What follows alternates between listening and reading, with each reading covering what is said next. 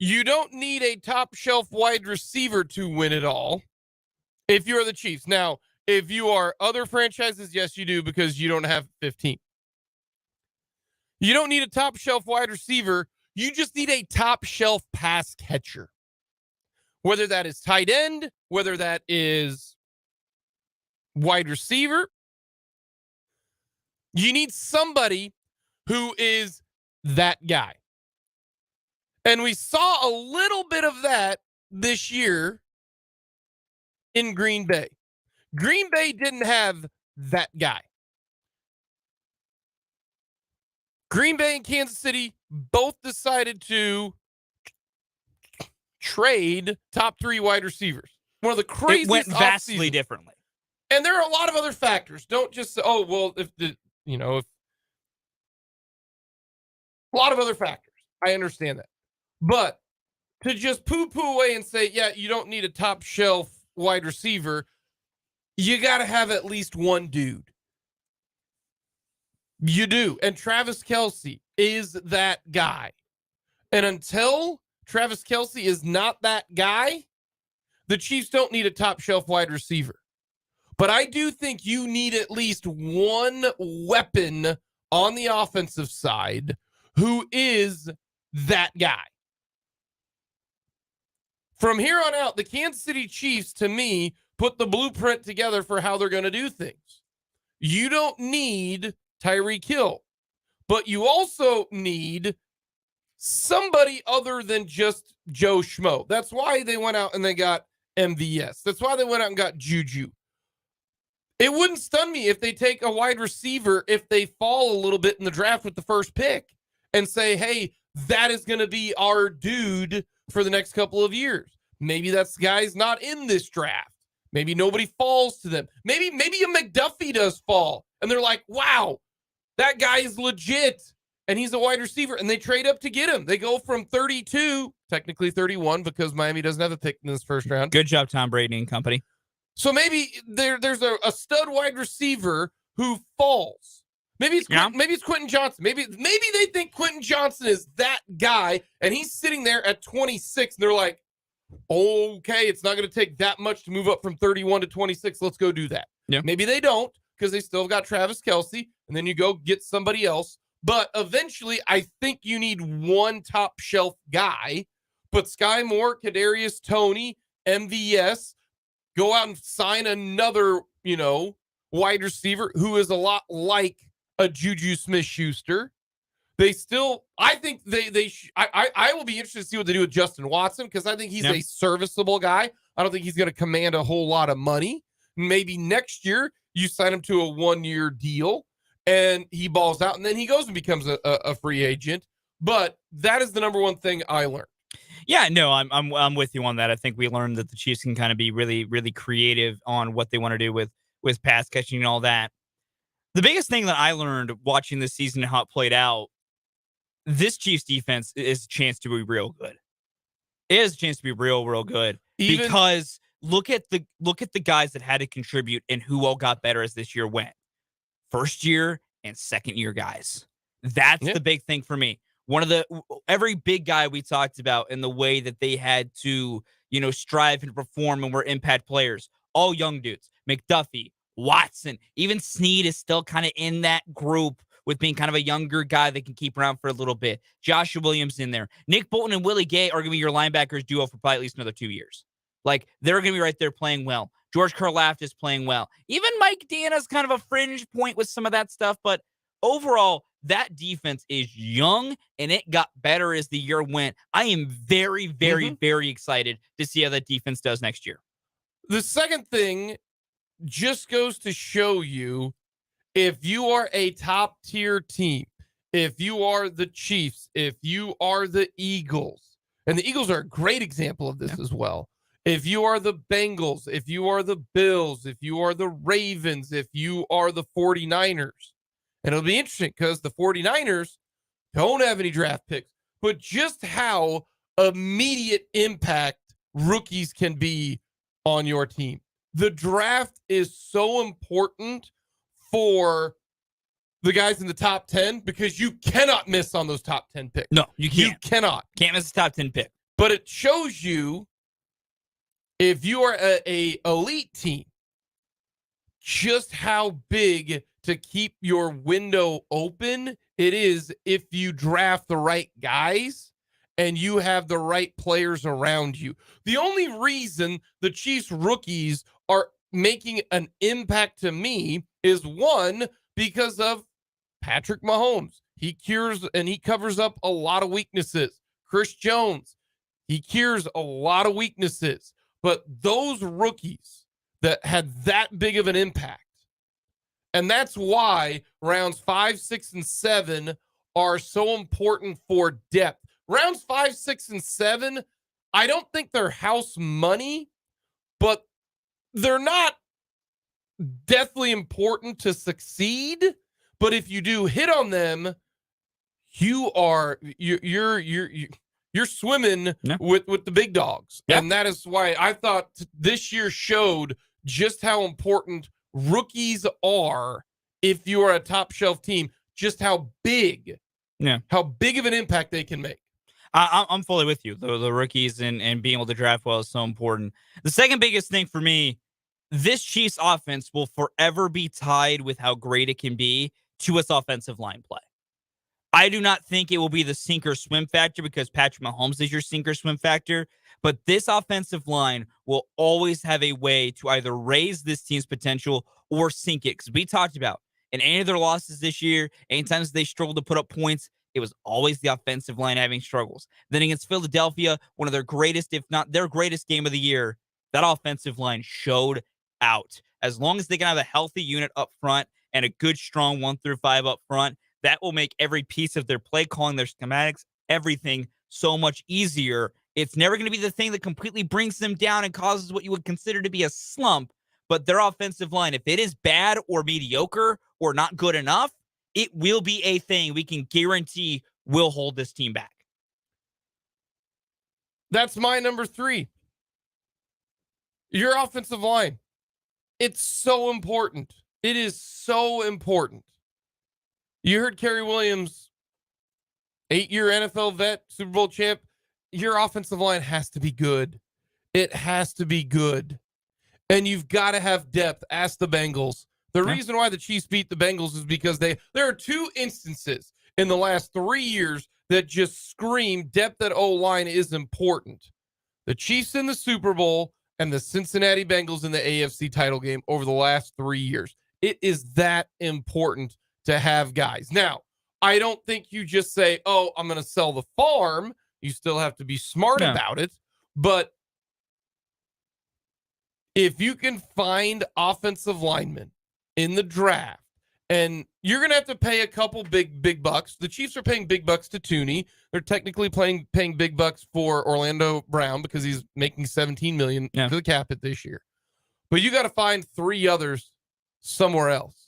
And the Chiefs have done that. You got to find an Andrew Wiley who's going to make bare minimum. You got to find some draft picks. But the Chiefs O-line has been so important for this stretch for the Kansas City Chiefs. Number 3 for me and things that I learned for this year, the Chiefs can run the football when they want to. That's always been a thing of, will the Chiefs run it? Should they run it? All these different things. They showed me in the Super Bowl. Andy Reid showed me that, you know what? Maybe when they need to put the chips down, find a way to do the running game, find a way to be aggressive with the running game and make teams pay for light boxes and lighter personnel. I was wondering, could they do it? They showed me they can do it. It took us a long while to get there, but they showed me they can do it, and they had the perfect guy to do it in Isaiah Pacheco. The age-old question, right? What came first, the chicken or the egg? Yeah. Okay. In this situation, I know what comes first. Elite pass rush helps out the secondary. Not an elite secondary helps out the pass rush. You want to know why? Look at the Chiefs this whole entire year. You're trying to tell me that those rookies are just, that good? No, it's because the Chiefs got the second most pressure in the NFL. Same thing. Look at the Eagles. Why did the Eagles have the number 1 pass defense? It's not because that secondary is, the Legion of Boom. Yeah, I think as we learned, they kind of just got helped out with the fact that their pass rush was killing quarterbacks all year. Yeah, it helps. And that's why what I learned from this is Chris Jones is on this team to me, and he can write whatever check he wants to He write. gets the blank check this year. He just gets the blank check. To me, and I know a lot of people out there will say the only person who's safe is Patrick Mahomes. I agree with that. Everyone else is doable. I don't think Chris Jones is going to require, because he's already got one big giant bag. Yeah. Now, maybe he's not going to give the Chiefs a discount, and he shouldn't. He shouldn't. No player should. But to me, I am willing to risk the next couple of years on giving Chris Jones a whole bunch of money, because if you take out Chris Jones, I don't know if you can do what you did this year without Tyreek Hill if you don't have Chris Jones. And the reason why is Chris Jones is essentially Patrick Mahomes on the defensive side this year. Yeah. You don't have you still have Patrick Mahomes when you got rid of Tyreek Hill. You get rid of Chris Jones, it's a little more dangerous. There's nobody there. Yeah. So that is why the elite pass rush helps the secondary. No, I'm with you. And my fourth thing I learned is along those lines. The Chiefs will always need at least one stud on defense. While I think that defense is going to be good for a couple of years, I think the Chiefs always need to make sure they have one, no doubt, stud somewhere on that defense. You hopefully along the defensive line and pass rushing. Maybe they have that guy. Maybe George Karlaftis will end up, moving into that role and he'll become the stud on the defense. They need at least one, because much like you got a Mahomes on the offense, you need someone of that level who just raises all the ships. The rising tide lifts all boats. You need that on your defense as well. Chris Jones, I think, proved that, because when he went beast mode this year, that whole defense followed suit. And lastly, scheme matters. Scheme matters. The people who are designing your plays matter. Look at what happened in the Super Bowl. It would be like me going up against, a grandmaster in chess. Not going to go well. It was honestly, that was embarrassing to Gannon. It was, and he still got a coaching job out of it. Yeah. Which is a whole other conversation. That tells me that no matter what occurs on the field, people are going to go. They had already determined that Gannon was going to be their guy. Yeah, and wouldn't have mattered. Oh, yeah. Wouldn't have mattered. No. My last thing, because they need the love. Get yourself a good athletic training staff. Too many teams don't think about it, but look at how much that Chief helped, stayed, and rehab helped, because they got the best athletic training staff in the biz. Coming up next, Travis Kelce on the Saturday Night Live. We'll get to that here coming up on Mike Up.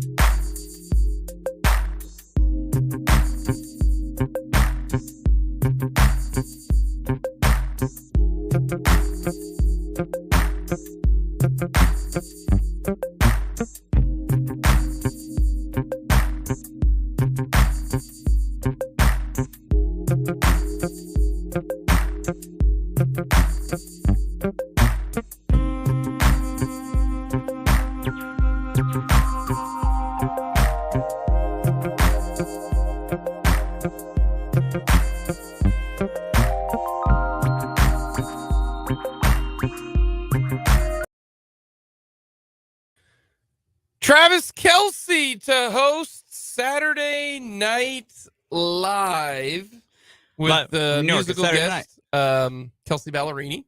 That'll be fun. Good time.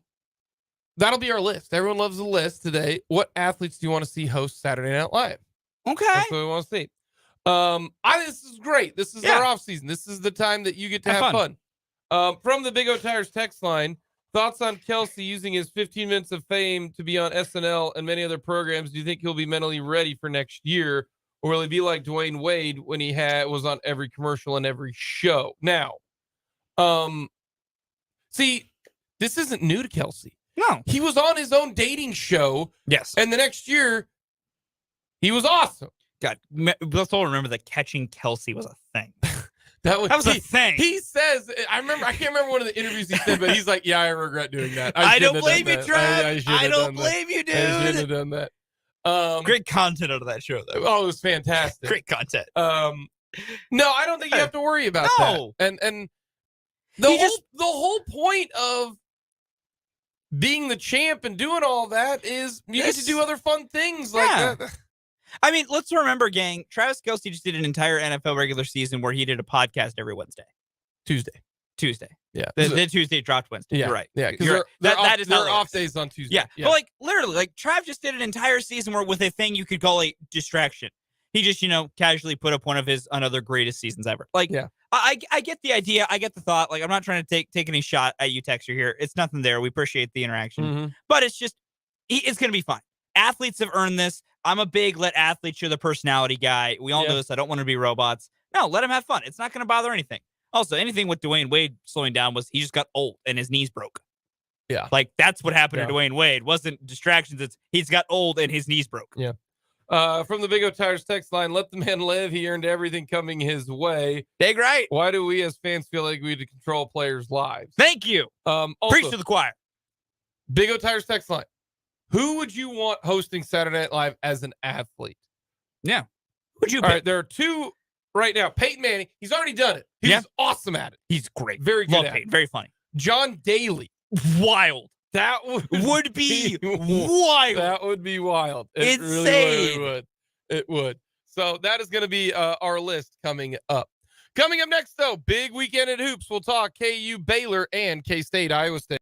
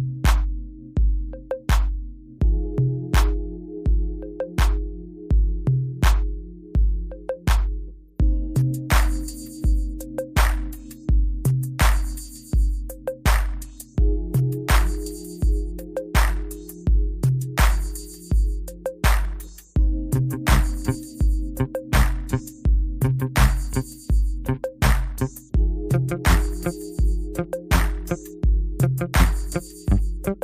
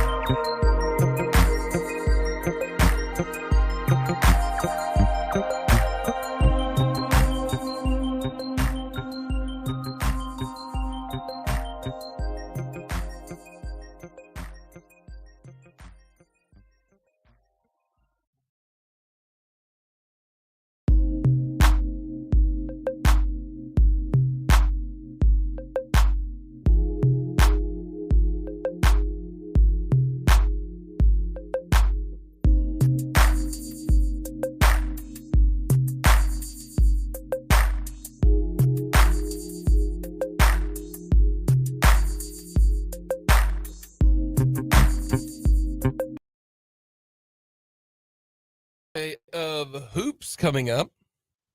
Big Saturday. Not to be confused with Big Monday or Super Tuesday. Or ACC Wednesday. I remember all of those. Yeah, it's ACC Wednesday. Once we got past ACC Wednesday, I can't remember anything else. If they did. The Big Ten plays a lot of Thursday games. Oh, Big Ten Thursdays? I don't know. I have no idea. They have bad marketing anyways. But it is a big weekend on the hardwood for both KU and K-State. Yeah. It's more important, I think, for K-State. And the reason why I say it is more important for K-State is K-State needs some positive vibes. Yeah, they need to get the momentum. They need some good juju right now. Yeah. In their last 5 games, they are 1-5, and some of the losses have been close. They have. It was a close loss to Texas Tech at the very, very end. Close loss to Texas. Got blown out by KU. Got blown out by Oklahoma. Wasn't close at the end. But right now, they need something to give their confidence a boost. And the reason why I say this is K-State has only lost 1 home game this year. That's it. All of these losses have been on the road. The home game that they lost was to Texas, and they should have won that one. If there was a game you wanted back, it was that Texas game. Yeah, and I think if you asked Jerome Tang, he'd say the exact same thing. Is they just yacked that one away. So I look at K-State is if you win one of these next 2, you play Iowa State and you play Baylor your next 2 games. If you get one of those wins, I think, 1, you are firmly back, no questions asked, in the field. Because right now they've got 7 wins. If they could lose every single game the rest of the way, and it would not. I wouldn't go, wow, I can't believe they did that. No, the Big 12 is that good. Yeah, Big 12 is brutal. If you beat Iowa State, I think you get one more game the rest of the way. Then you're going to finish 9-9 in the conference, and that's like the worst case scenario. If you win one of the next 2, and you either beat Oklahoma State or Oklahoma or West Virginia or somebody like that, and you finish 9-9, you're probably still looking at like a 6 seed, which is a good spot to be in if you are Kansas State. Oh, especially if we consider, I know our expectations for K-State have changed as this year has gone on. But let's also try never for anyone out there to forget what our expectations were for K-State when this year began. It was like, maybe they'll get the tournament. We'll see. Now we're like, oh, they might be a 6 seed. Like right now, K-State's a 4 seed. Yeah. Okay. They're a 4 seed, and they've lost 4 of their last 5. Yeah. And if they are the 4 seed, I would be okay with this situation because they would play Southern Miss, and then they'd play the winner of the Xavier versus VCU, and then they would get Houston. So I'd be okay with that. That's a good draw. That's where ESPN has them. But for Kansas State, all you need to do is win one of the next 2. You beat Iowa State at home, or you beat Baylor at home. You get one of those 2, you're feeling good. But I think in order to beat Baylor, you probably need to beat Iowa State. Yeah. This is the game to me. Iowa State to me is not an absolute juggernaut. Especially away from Hilton Coliseum. Iowa State right now, their last 3 games, lost at West Virginia, lost at home to Oklahoma State, won at home to TCU. Here are their road wins in Big 12 play. Oklahoma, TCU. There you go. Those are road Big 12 wins. They lost at West Virginia, lost to Texas. They did lose at Missouri. Lost to Oklahoma State, lost to KU, and they beat Oklahoma and they beat TCU. They are not world beaters on the road. No. You have to find a way to get a win, and they got to stop turning the ball over. And I think the start of the game is going to be so big for this team because I think that will give them some confidence. I really do. I believe in and I know some people don't, but I believe in a loss can beat you twice. I really do believe that. And I think if you get off to a slow start, because they shouldn't have lost the way they did to Oklahoma. No. Oklahoma was reeling, and they should have. There was, when we talked with Kels, there was like 9 people at the Lord Noble Center. There was nobody there. Yeah. That is not a bad loss because no road loss is a bad loss in the Big 12, but that is the one game that you look and you go, it's that game and the Texas game that you'd want back. You'd want the Texas game back because that's a top flight team. That's a top flight team and a win, right. And you had them 11 points at half and everything. But no, I'm with you on a loss can beat you twice because at this point, I don't know how much of it is this. I think part of K-State, what they're doing right now is mental. Like, and what level that goes to, I truly do not know because I'm not inside that locker room. I'm not inside that program.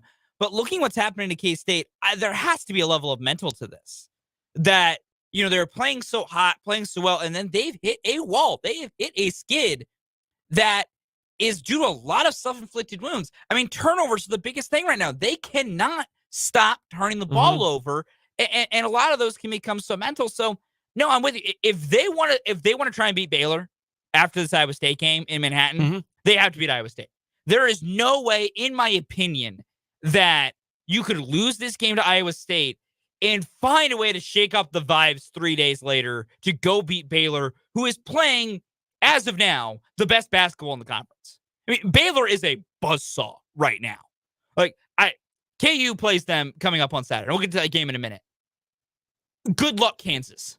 Your benefit is you're playing inside Allen Fieldhouse, the place where players' brains go to become soup. Because Baylor right now is a dominant force. And if K-State wants a chance to beat them, which they've shown they can do, it was a different Baylor team when they did it way back at the beginning of the conference season, but they still did it. They got to reset the vibes in the clubhouse. Like they got to figure something out to get back in motion here. I don't know what it is. I trust Jerome Tang to fully right the ship and kind of get the energy back in the right place. But right now, I think maybe part of this problem with K-State is it's truly an energy thing and it's truly a mentality thing. So K-State's taking on Iowa State. Of course, you can hear that game right here on 580 WIBW. Tip at 5 o'clock from Bramlage. K-State, Iowa State is a 1 p.m. tip-off. What am I thinking at 5? I don't know because KU tips off at 3. They're actually back-to-back games on ESPN. So for those of you like me who like to try to watch both games, it's very convenient. I have no idea what you're seeing as 5. What am I thinking as 5? I don't know, Jake. I don't know, buddy. What am I? I don't know. Man, we need to get you some sleep. That's facts. That's a factual That statement. is We need to get you facts. some sleep. I did not get home last night till 2, and then I was up at 6. Yep. Facts. Facts. Yeah, but K-State, Iowa State, a 1 o'clock tip-off will be that game coming up tomorrow afternoon. What was I thinking? I don't know. I'm trying to find it. I don't know. Man, K-State didn't even play at 5. Why did I think 5? I don't know. And I thought I was for sure right. The way you said, that's why I immediately checked it. I was like, our texters got this. I think I know why. Our texter in the 785. I actually think they are correct. They switched it last week. Yeah, this game was originally scheduled for a 5 p.m. tip-off. Yes! It was switched to 1 o'clock. Texter, thank you. I forgot they switched it. I think that is what's happening I here. knew they switched I think you just left it in your brain at being 5 p.m. and you didn't. Your sleep-addled brain did not register that they had switched it to 1. Texter, thank you for that. I was well done. Well done. I was back in the you were pre when we changed it. Yeah, because it's on my calendar as 1 o'clock. Yep. Nope. I think you just are remembering when it was 5. Because that game when the schedule did come out earlier this year was a 5 o'clock tip. It just got moved to 1 o'clock. Yeah. I remember this when our good friend Kels Robinette tweeted out about it and told people, hey, don't show up to Bramlage at 5 p.m. You'll be late. Not only you'll be late, you'll miss the entire game. Ain't nobody going to be there. Not a soul. Yes. Yeah. I knew there was something with 5. I knew it. That's what it is. Again, thank you to the texter for reminding both of us that that's why we're got 5 on the appreciate it. That's why the text line coming clutch, man, is fantastic. They're great. KU takes on Baylor. Yeah, they do. College game day in town. I don't know if I've been more excited for a Big 12 game this year than KU versus Baylor. It's going to be fun. And the reason why is KU is now playing more like a team than they ever have before, where it's not just the Jalen Wilson show. Harris is playing better. Grady Dick is playing better. They've figured out kind of what they need to do. McCullough, same situation. This team is playing very, very good. And when you win 2 games on the road and you obliterate Oklahoma, you beat an Oklahoma State team who had been playing very well at home, and then you take care of Texas, in which Jalen Wilson scored 2 points. That's to me, that's the box score game of the Big 12. Yeah. That KU beat Texas, and Jalen Wilson, who will be, if I were to guess, will be, if you win at the end of the year, when they write down your vote, Zach Edey will be the player of the year, and he deserves it. He's playing great. I can't be against that. Number 2 with how many votes for like All-American, so like Edey will be unanimous. He should be. Yeah, he'll be unanimous All-American. I think Jalen Wilson will be number 2. I wouldn't be surprised with how I think. As of right now, I'd be stunned if Jalen Wilson doesn't win Big 12 Player of the Year. Oh, he's going to win Big 12 Player of the Year. Easy to me. There's no other person in the Big 12. If Mike Miles hadn't gotten hurt and had gone on his own heater, Jalen Wilson. Yeah, but no, I'm with you. It's Jalen. No, this is gonna be fascinating because KU's playing as well as they've played in a while with their 3 straight wins. Good convincing win over Texas by 8 points with Jalen scoring 2 points. The great road win against Oklahoma where they just eviscerated the Sooners. Mm-hmm. A great complete win down there in Stillwater against Oklahoma State at a place where they have a tendency to struggle to play well. This is a very interesting matchup here because you got Baylor coming in hot as can be. They've won 10 of their last 11. They are not only that, they've played 1 of their last 4 wins. Only 1 of them is by single digits. Yeah, they are killing people right now. It is insane. People. And KU's playing well. And then as I've kind of like to be a believer in, you're telling me this is a must-win game for Bill Self in Kansas, and they're at Allen Fieldhouse. Well, this isn't must-win. This isn't must-win. If they lose this game, they fall back again in the Big 12 title race, though. They're tied with Baylor. But that's okay. This is their last shot at Baylor, though. That's all right. I don't think Baylor. With the way Baylor's playing, if they win, do you really think you can guarantee a Baylor loss in their final 4 games? Yes. You think if they win this game, they're losing one of their next 4? Yes. Baylor will either lose to K-State, Texas, Oklahoma State, or Iowa State. Yes, they're going to lose one of those 4. It's not. This isn't a must-win. Is it an important game? It's an important win. Yes, but it ain't must-win. It ain't must-win. Still, I think there's enough importance here that it's hard not to ride with KU. But no, this game will be close for 40 minutes, and it will be I'm interested to see what KU does differently this go around. Last time they played Baylor down in Waco when Baylor just had a great game. KU tried switching all 5. I think they'll do it again to not have to deal with Baylor's ball screening. It didn't work as well last time, but KJ Adams is even playing better. Ernest Ude is really starting to come on strong here. Zubi Ejiofor started to play a lot better. Juwan Harris and Kevin McCullough have figured some things out. And more importantly, as long as Harris and McCullough are healthy, they play at their best versions inside Allen Fieldhouse. No line is out yet for either game. I figured they might be coming out because It should be soon. 24 hours away. But this is, I think you can throw away what Baylor was earlier this year because this is a completely different basketball team. Different team. Baylor has always had a hard time at Allen Fieldhouse. Fair. Always have had a hard Most time. Most teams do. But specifically Baylor. I'm with you. I guess. Baylor. Yeah, no, Scott Drew until recently really has never been able to win inside Allen Fieldhouse. Until, last year? 2 years? I think it was the national championship year was when they got their first win inside the building. Yeah. I think. I do not remember that team fully. Was so good. Yes. No, that team was amazing. This team ain't that good. No, this team ain't that good. No. That team was so good. That team was really good. God, that team was good. But yeah, this is the one team that matches up well with KU. I think right now. They got great guards to try to deal with KU's great guards. Flagler is on a heater. Flagler's something else right now. Cryer is playing well. That's why this is one game where if I had to say, if whoever wins this game, what percentage would you give them for getting a share of the Big 12? I ratchet up. I would put it above 50%. Because each of these two teams still has Texas left on the board, the other team that they're tied with up top. So that can change some of the factors here. But no, I would ratchet up that way. And I'm so fascinated to see what both these teams do because you got two good coaches at changing some things up. Yep. I mean, I'm excited to see how much Baylor uses Jonathan Tchamwa-Tchatchoua in this game because you didn't have him back on the 17th. We'll find out by Tuesday at 8 p.m. if Baylor's going to have a share of the Big 12 title. Yeah. Because if they win the 2 games in a row against KU and K-State, they have a fun trip through the Sunflower State. Baylor's got, and I mean, they have Texas, Oklahoma State, and Iowa State. 2 of those games at home. You feel pretty good about that. And I mean, KU, their problem is, if they lose to Baylor, cool. On Monday, you get to go down to Fort Worth and face TCU, and Mike Miles is back. Like, have fun. Have a lot of fun. It's not great. It's going to be difficult. It's going to be very difficult to see what they do going forward. But I don't know what they should do and what they're going to try and do. But both these teams have so much going for them and so much what they're trying to do and trying to figure out and trying to play through that it's difficult. Trying to figure out what exactly they can try and do is difficult. But both of these teams, they have a lot ahead of them. And for K-State,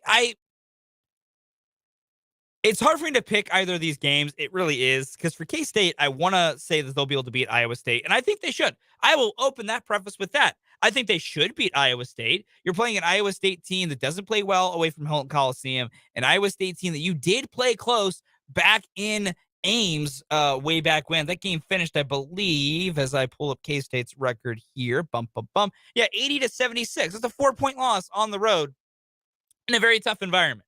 So I feel like K-State can get the win. It just comes down to, can Marquise Noel sort some things out? Can he start getting his vibes back to play well? And then for Keontae Johnson, can he kind of work through this wall he's hit a little bit here and perform better? And then as always, can someone else join them?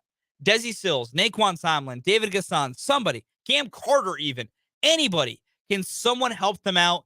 And then can you just value the basketball? When K-State loses games, they turn the ball over a ton. When K-State wins games, they value the basketball. Iowa State's defense is really good at turning you over. I'm intrigued, but that should be a fun one coming up in Manhattan and at Bramlage. And then for KU and Baylor, I don't know. It's not going to be a fun game for either team to try and win. It's going to be a grinded out game. It's going to be a very difficult game. I would say Kansas because, as always, I'm always going to pick Kansas, and I unabashedly don't hide that. But also, I was just picking against Bill Self in Allen Fieldhouse in a very important to win game. Just feels like the right call to make, but you never know with what these teams are going to do. You never know what they should do going forward. We'll take another quick timeout. We'll wrap up this noon hour of Mic'd Up coming up next.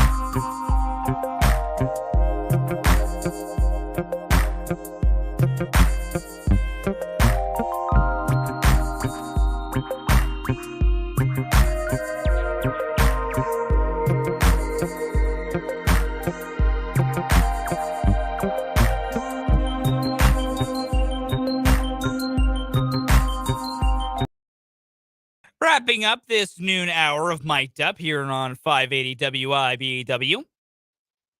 So, this report just came out. I want to see if I can real quick find who it is from. I think I know. Yes.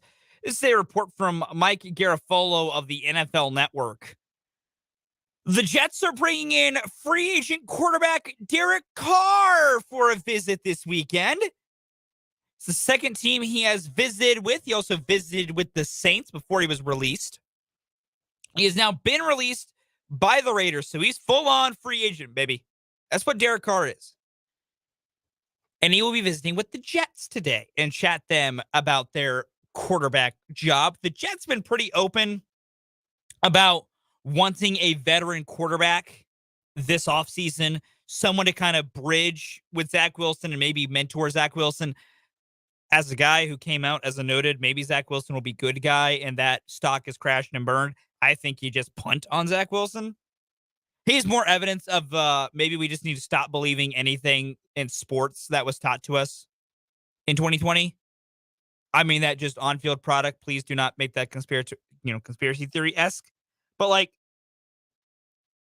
none of those sports seasons that happened. The baseball season was fake in 2020. The NBA bubble was fake. Like, nothing you learned actually happened there. And maybe Zach Wilson being good in college to become the second overall pick in 2020 was kind of a fluke. I don't know.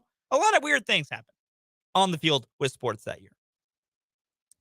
That all being said, Derek Carr, I've often said, I think the Jets are actually a logical place for him to go. I think with that defense and how well that defense plays and a few young weapons on offense, I think Carr could be a guy to go there and they win 9 to 10 games.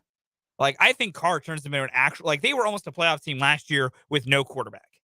Like, I think it's within their own possibility that Carr gets them into the playoffs. I think that makes sense. But there's a part of this that I find very funny.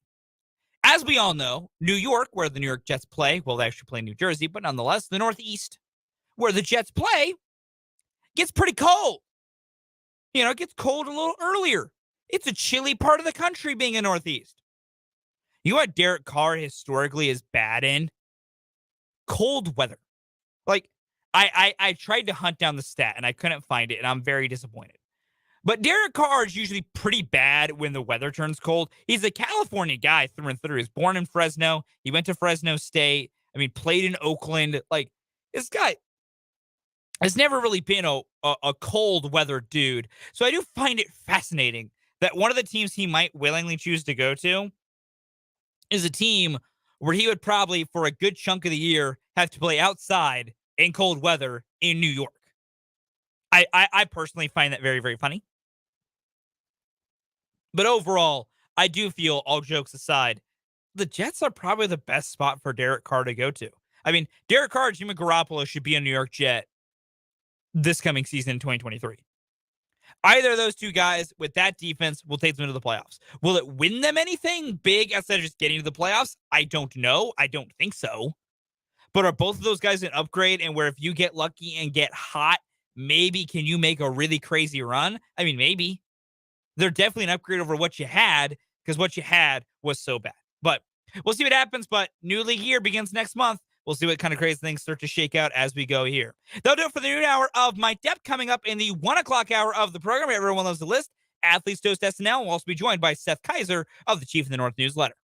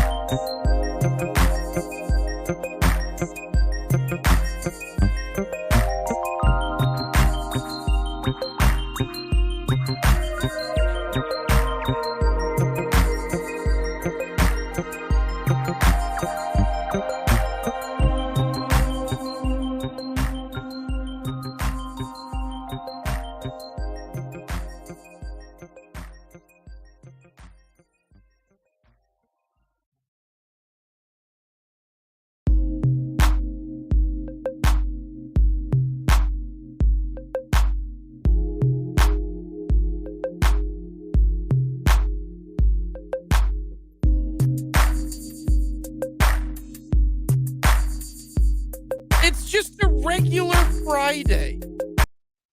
No, it's not, Fulton. What have we said? It is not. It is a Victory Friday edition because when you win the Super Bowl, it is a victory week. We are treating this like a lot of teenage girls treat their, it's their birthday week. So this is Super Bowl victory week. That's fair. I've also noted, as said, this is just victory month. This is victory February. The entire month. Yeah, I'm all right with that. Yeah. I bought more merchandise. I'm rocking my I'm not Super Bowl judging you, hoodie. bro. I'm not judging you. I'm not Jake. wearing it right now. Yeah. But I did buy a Chiefs Super Bowl hat. Okay.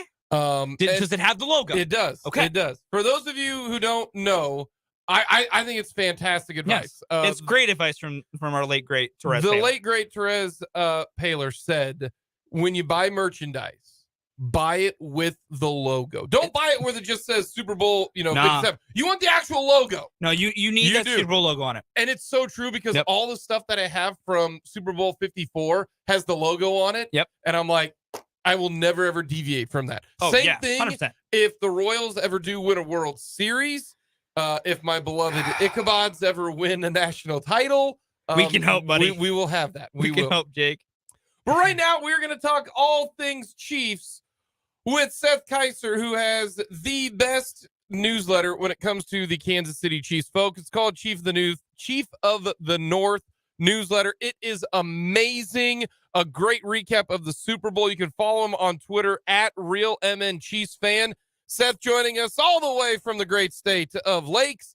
Seth, how are you doing on this Victory Friday?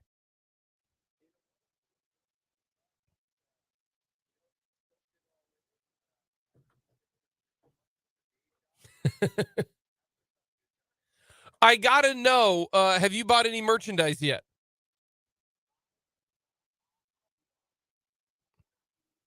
Merch guy, Okay. which is unfortunate when I attend games and stuff. Then I don't have anything to wear. But I've just never I've never really been a merch guy. I might grab something every now and then. But yeah, I usually just kind of wait and see what may reveal itself. I think the word might be cheap. No, because I'm not a jersey guy. Like, I don't own a single jersey. I am not a jersey guy, but I am a hoodie guy and I'm a hat guy. So those are the two, and I've already bought those. And so I'm not a jersey guy. Like, I don't own a Chiefs jersey. So it's just to each their own when it comes to when it comes to merchandise. Are you a jersey guy? Do you have a jersey? I have a few, Yeah. but they were mostly gifts. I'm pretty sure. I don't. I can't recall one that I've actually bought on my own.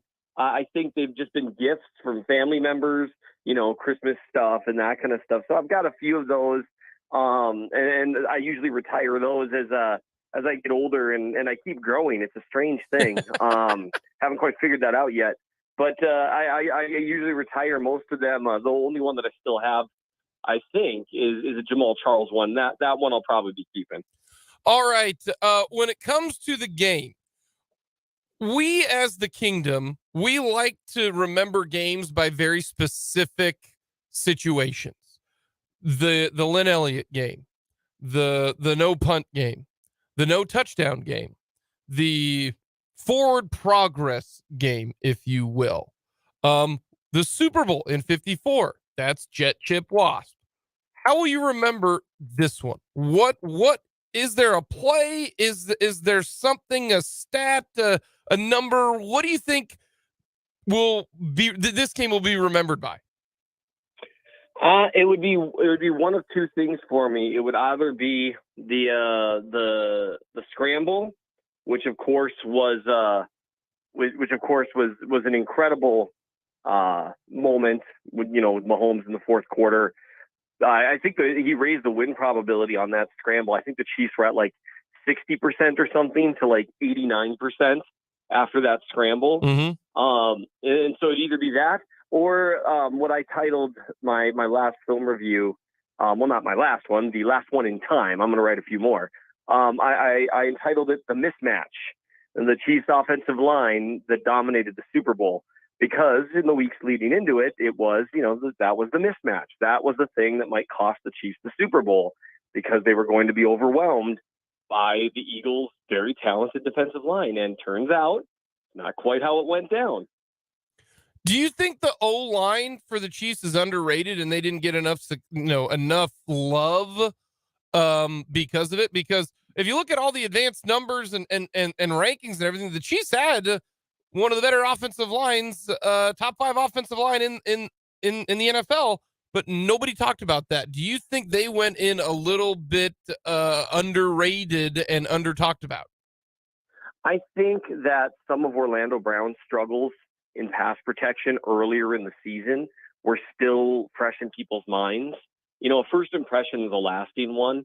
And he really did have some bad games earlier in the season. He had a bad game against the Bengals earlier in the season. He had been playing much, much better after that. So he kind of got treated like a weak spot, even though historically, he hasn't been a weak spot on the line. He's not, elite, he's not a Trent Williams, but he hasn't been a weak spot either. And one of the things that I've always liked about Brown is that he generally performs as well against high-level competition as he does against mediocre competition because his strengths and weaknesses remain the same. And his strengths are overwhelming and his weaknesses are tough. But his strengths tend to overwhelm people. And so, I think that caused things to get a little thrown off course. And then Andrew Wiley started getting talked about as though he was this, a complete turnstile, when what he is, he's an average offensive lineman. And that's not an insult. That's a compliment. There are very few teams whose weak link, quote unquote, on the line is an average offensive lineman. And then, if you go with the interior, I would say the Eagles included, the Chiefs from left guard to center to right guard have the best interior line in the league. And that was that was largely overlooked. I like that you pointed that out heading into the game, because I think the Eagles' offensive line is so widely acknowledged as the best in the game, and deservedly so. They have a little more star power up there, and so that's fair enough. But I can't help but wonder if our inability to talk about more than one thing at a time was problematic in this particular case, because, well, we're talking about the Eagles' offensive line, so we can't really talk about the Chiefs' offensive line. And when we need to talk about the Eagles' defensive lines, we can't really talk about the Chiefs. It's almost like two things can't be true simultaneously. And so I think it definitely went underplayed in the week leading up that the Chiefs really do have a very, very good offensive line, probably a top 5 unit in the league, that probably is the second best unit in the league when Orlando Brown is playing to his level. And I'm always going to wonder, and maybe we'll find out as the year moves along or the offseason starts up, just how injured Orlando Brown was for most of this year, because you can see a definite split in his level of play. We're talking with Seth Keysor, does a fantastic job covering the Chiefs. And it's really simple. I just did it. You just type into your Google Chief of the North newsletter and it just pops up. And then you click on it and then you need to click the subscribe. It's really easy. So simple, so easy if you want great Chiefs info.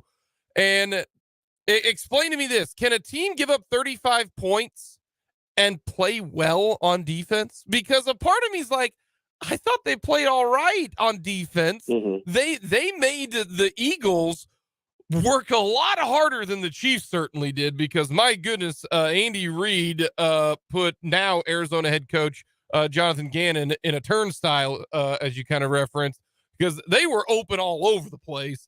But I thought the Chiefs defense played okay. How do you evaluate the Chiefs defense? I think you can absolutely have a good defensive performance that gets outperformed by a better offensive performance. That's the league that we currently live in now. Great offense beats great defense or good defense, and great individual plays will beat good defense. And we've seen Mahomes do that for years to people. We've seen Andy Reid do that for years to people. And so hopefully that gives Chiefs fans a frame of reference to understand sometimes you just get got because the other guy gets paid too. And even if you had great coverage, it was a perfect throw and a terrific catch. And that's going to win most of the time. Dallas Goedert, with a couple of his plays, it was a throw in a perfect spot, the only spot it could be completed to, in like a 1 foot by 1 foot window. And he held on despite it being contested really strongly. That happens. Jalen Hurts breaks tackles and he's exceptionally difficult to deal with, especially on short yardage and in the red zone. That happens. And so I do think the defense played. I think they could have played better. A couple of the big plays were miscues by the defense. Trent McDuffie had an absolutely brilliant rookie year, and he made some terrific tackles, had a bunch of snaps with great coverage in the Super Bowl. But what everyone's going to remember, obviously, is him misplaying that deep ball to A.J. Brown. And you can kind of see what happens there. He sees A.J. Brown starting to turn and look for the ball. So he turns and slows down, thinking that he's got perfect inside position because the ball's about to arrive, except the ball isn't about to arrive. I think Brown kind of psyched him out a little bit there. And the ball was, in fact, arriving, another 3 or 4 yards further down the field. And that's just a misplayed ball. So, they had moments like that where they could have done a little more, a little better. But overall, I like the way you framed it, and they made them work for it. You don't see a game where they had like 18 third downs or something crazy like that. That's because they couldn't get first downs, because the run game was largely getting stuffed. That's why they had to convert so many third and short, fourth and short. And to their credit, they're the best team in the league at converting short yardage situations. But the Chiefs made them earn that, marching their way down the field, unless there was the unique, blown coverage play here and there. So overall, I thought they played well. It's just the fact that the Eagles played exceptionally well. And that's how you end up in a shootout, even when you're playing well.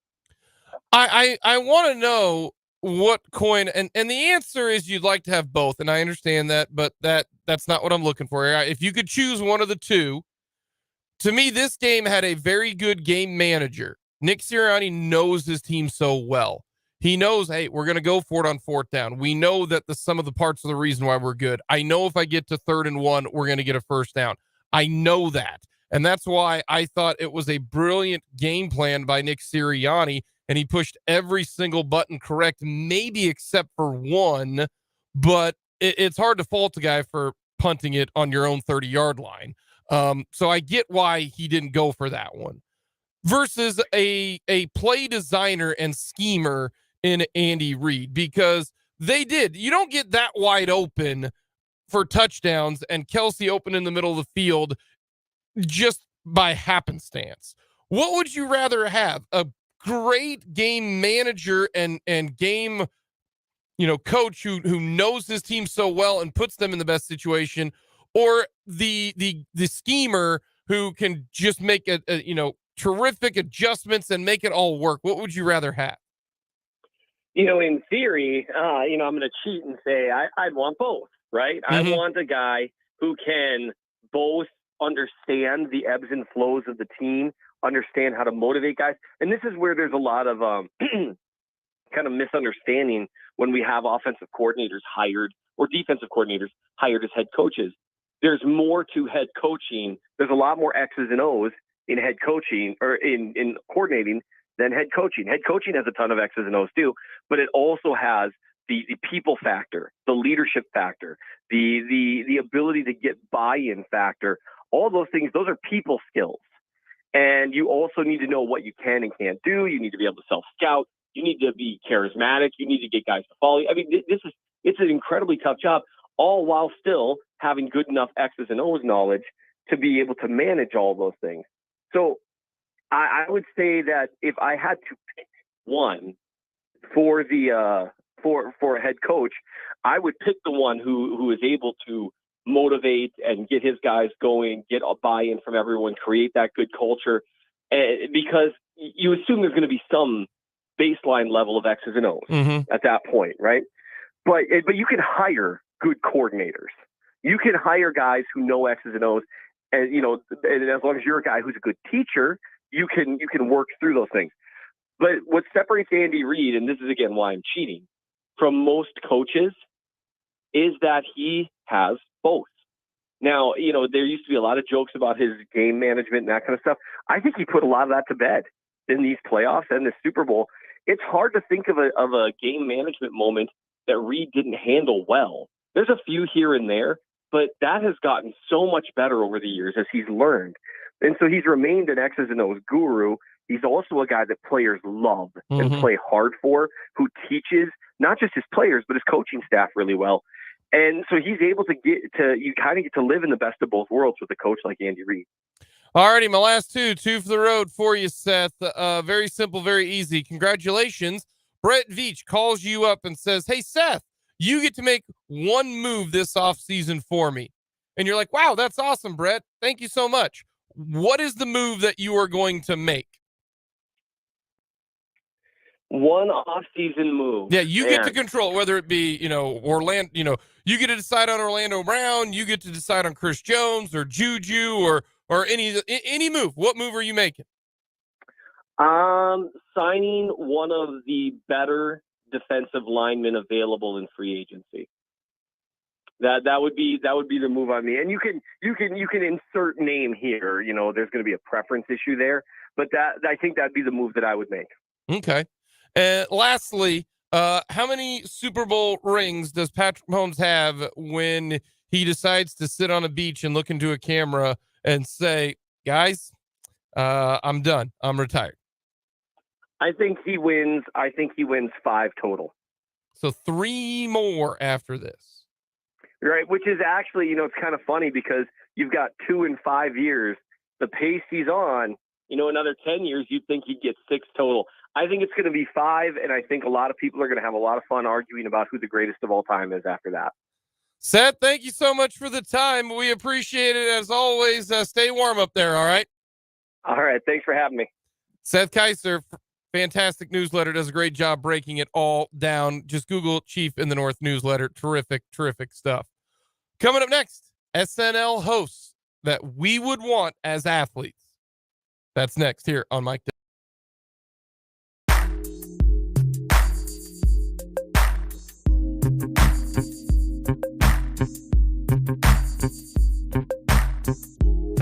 Thank you.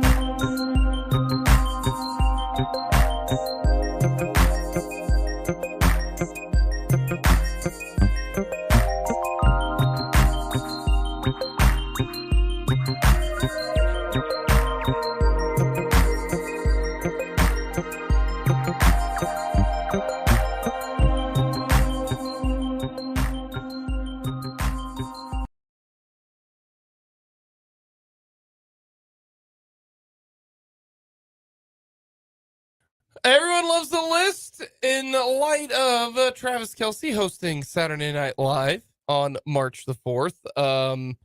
There won't be a whole lot of people out on March 4th at 10:30 at night, or they'll DVR it, but I think a lot of people are just going to want to watch it. Yeah. All right. What's your list of athletes who have not hosted it? Yeah. Okay. Yeah. No. Number 4 for me. He's 4 because there's a bit of a language barrier problem that might come, but I think it could somehow still be enjoyable. Give me Shohei Ohtani hosting Saturday Night Live. We figured a way to make it work. Shohei is a quirky, entertaining dude. He's funny according to his teammates. Hilarious. Yes. I have. Yes. The only reason he's 4 is I'm like, there might be some language barrier stuff to work out here, but he's legitimately funny.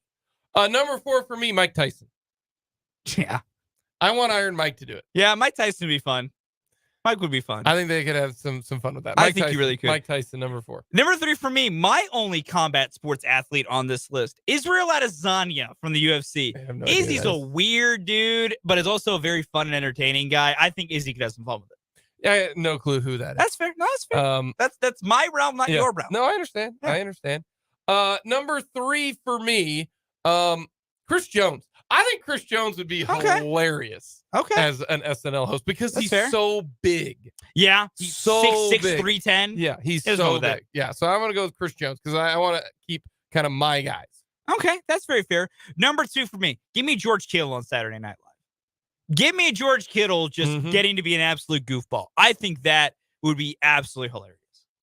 I'm going to throw you a curveball on this one. Oh, no.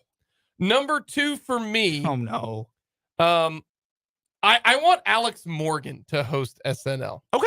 Because I want like one of the best female athletes in there. I feel and I think they could have some fun with Alex Morgan. I think they could have a lot of fun with Alex Morgan. No, I'm cool with that. I'm here with it. Number 1 for me. This was pretty easy for me to decide. Give me the other Kelce. Give me Jason Kelce.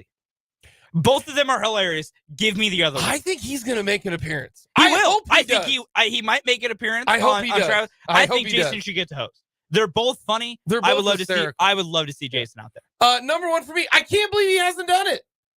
Shaq.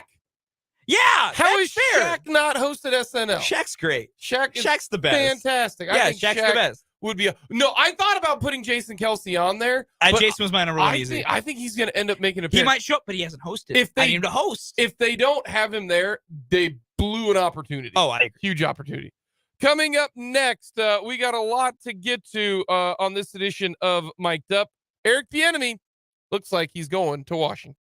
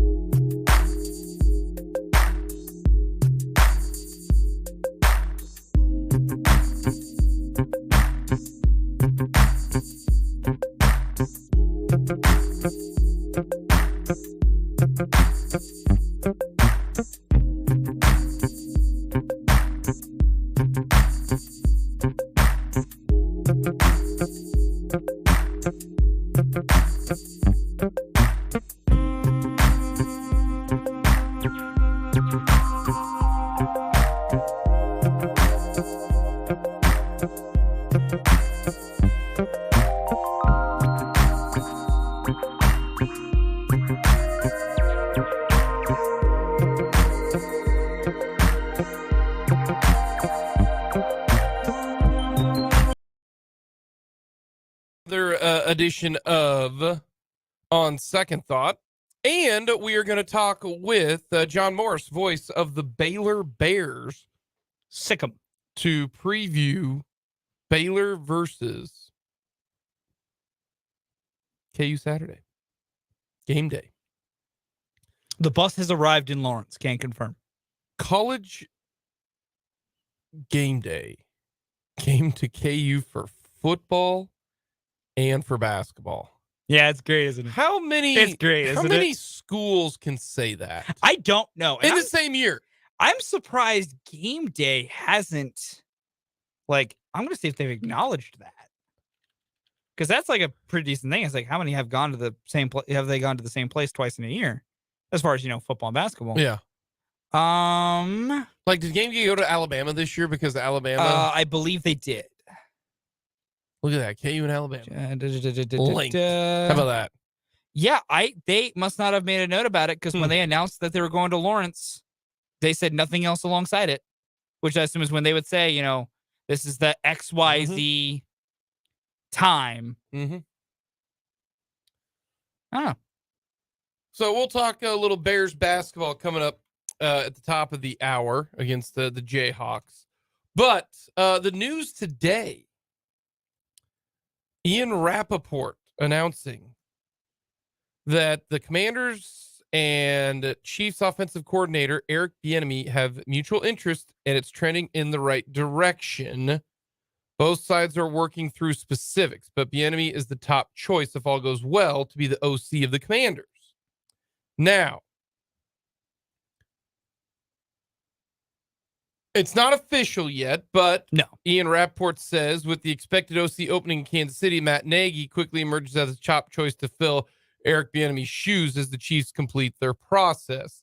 He's currently a senior assistant and quarterbacks coach. So Nagy comes back. Yeah. Who, by the way, was trashed on Wednesday. Oh, yeah. Matt Nagy drank a ton of beer. Had a lot of alcohol in his Good body. for him. Yeah. This is an interesting situation, and I look at this decision for Eric Bieniemy as he is doing what athletes do and bet on themselves. Yeah. Because he wants to be a head coach. It's clearly evident. Yeah. And Andy Reid wants him to be a head coach. It's clearly evident. And Andy Reid has talked with Eric Bieniemy about how can we get you to be a head coach. And I think Andy Reid is probably saying to Eric Bieniemy, maybe this is the only way that you can get a head coaching job. Because, and I hate when people tell me that, well, he doesn't call the plays. Well, I can give you like 8 instances just recently as to head coaches that got hired that did not call the plays. I can give you like 7. Yeah. One of them was just coaching in the Super Bowl, Nick Sirianni. Yes. He didn't call plays. No, Frank Reich called the plays. Nick Yes. Sirianni was the offensive coordinator, and Nick Sirianni then got the head coaching job. It's happened all the time. All the time. Doug Peterson, Matt Nagy, same situation. Yeah, they didn't call the plays. Yeah. Andy has So, always called the plays. Miss me with that. I'm with Now, you. Miss me with it. There is some other reports saying that Eric Bieniemy is a bad interviewer. Now, we've heard today, those are just reports, that he wowed everybody in Washington. It's really funny how So- all of a sudden he becomes a great interview when it's not for the head coaching job. Huh. Interesting. Fascinating. But to me, the decision for Eric Bieniemy is such an interesting one because he has, to me, the best job in the NFL that's not a head coach. He does. He 100% does. He's the OC under Andy Reid, which is a great spot to be in to really learn. And he's got great players around him to work with the system. And he's won 2 Super Bowls. And he's got Patrick Mahomes. Yeah. It's a great spot to be in. I look at that as it's the best job, not as a head coach. But he wants to be a head coach. Yeah. You can wait behind Andy Reid, keep doing what you're doing. Just be head coach in waiting and wait for Big Red to retire, which we don't know what day that would ever be. Or you just keep doing what you're doing. Yeah, and just be an OC.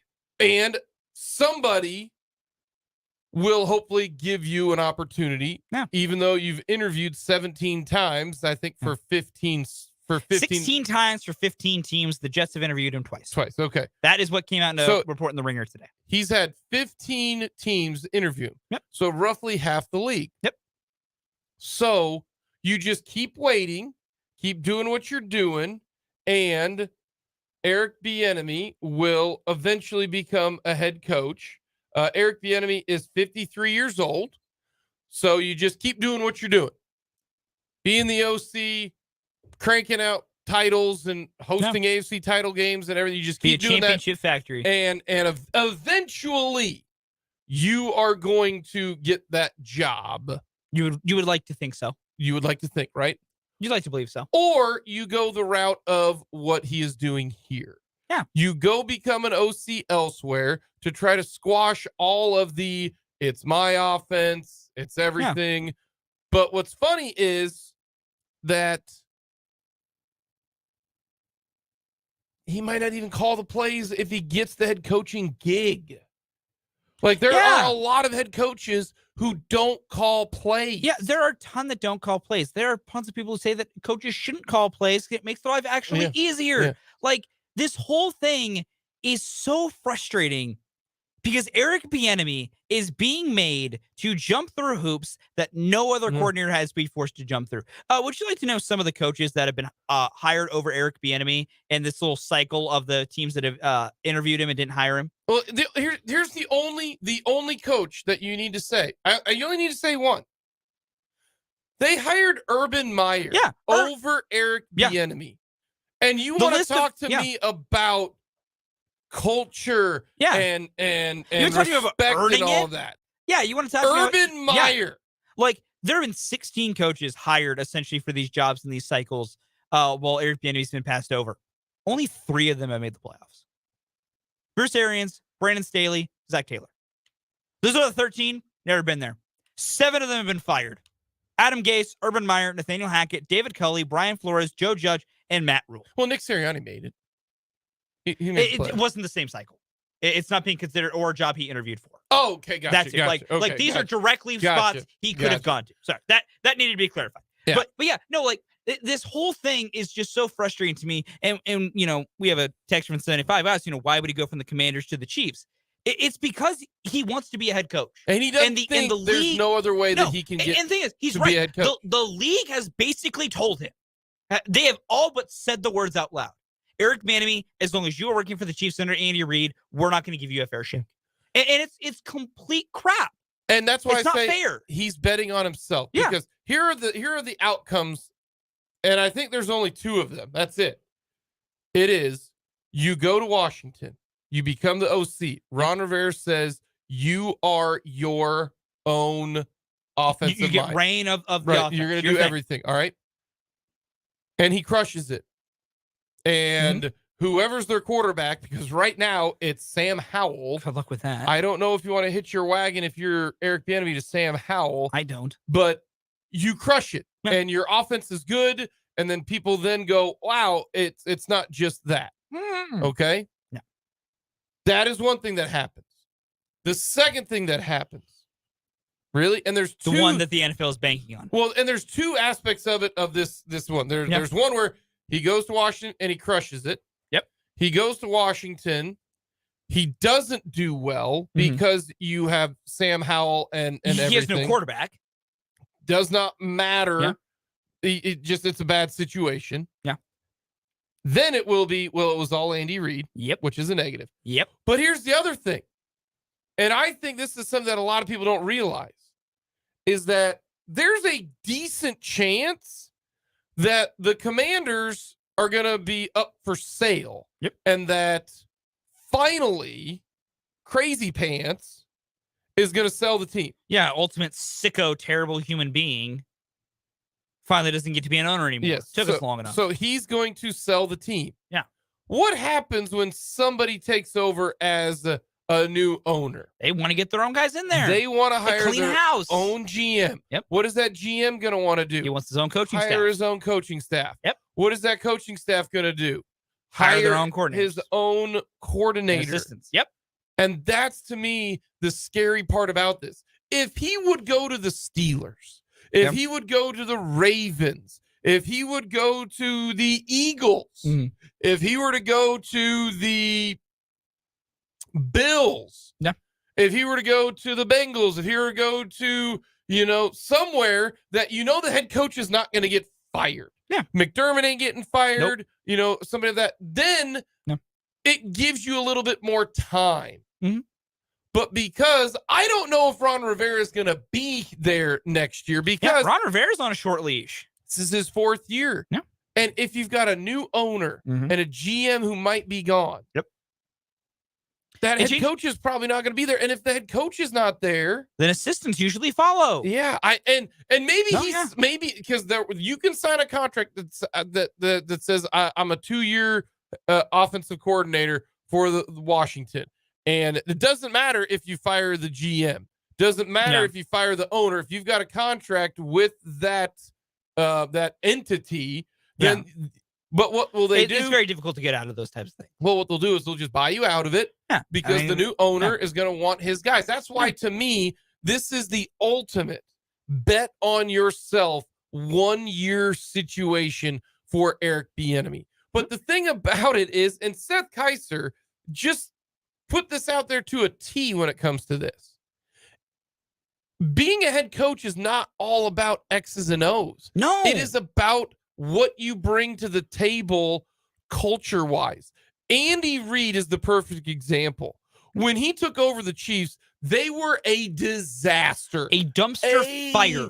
Disaster. And he came in immediately and he went all Bill Snyder and he calmed the waters and he built a culture. And that hasn't changed. No. It hasn't. It is still there today when he took over in 2022, 2020, 2012. Okay.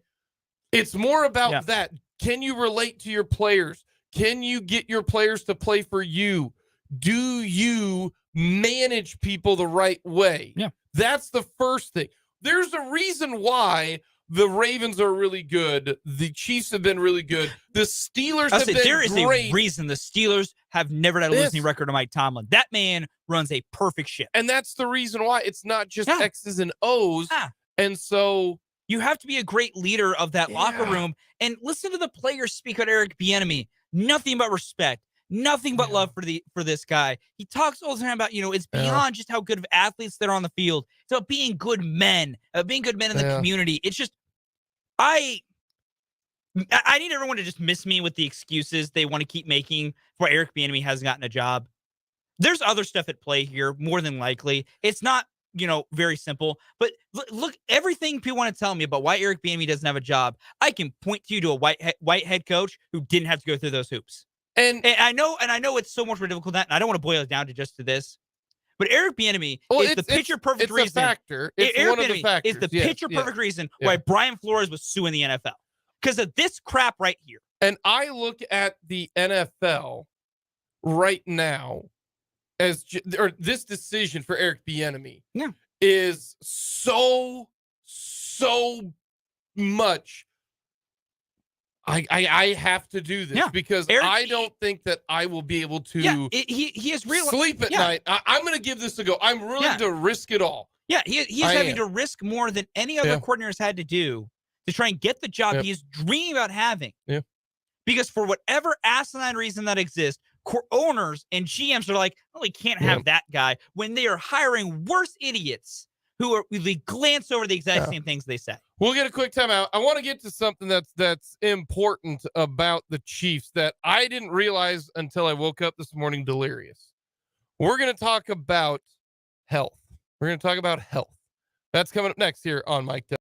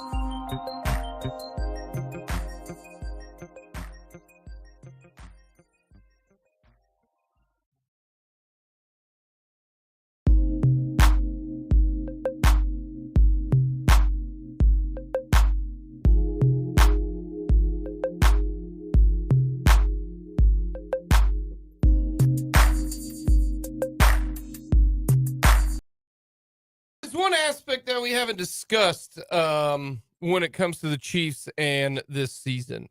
And the reason I thought about this is when I went to bed at 2 a.m. and woke up at 6 because my son wanted to color. Does he color inside the lines? Yeah. Good. Yeah. I mean, he's not 3 yet, so. I know. I'm not expecting him to be fully perfect. But no, not an ass. His coloring has improved a lot. Good job. It's pretty good. Job. It's pretty good. And I got out of bed and my back hurt. The ultimate sign of aging, getting up and your back is killing and you. my back hurt. Yeah. And then I thought to myself, the Chiefs were really healthy this year. I love that connection Yes. is how it got formulated. Yes. As you get up, Yes. your back hurts. And like, speaking of my back killing me, the Chiefs were really healthy this year. Yes. Well, I thought, wow, man. And then I got thinking, the Chiefs were very fortunate when it comes to who didn't get hurt and how many guys were hurt. That's true. If you look at who the guys who got hurt this year, Tershawn Ward tore his ACL. Sad. Okay. He's done for the year. Yeah.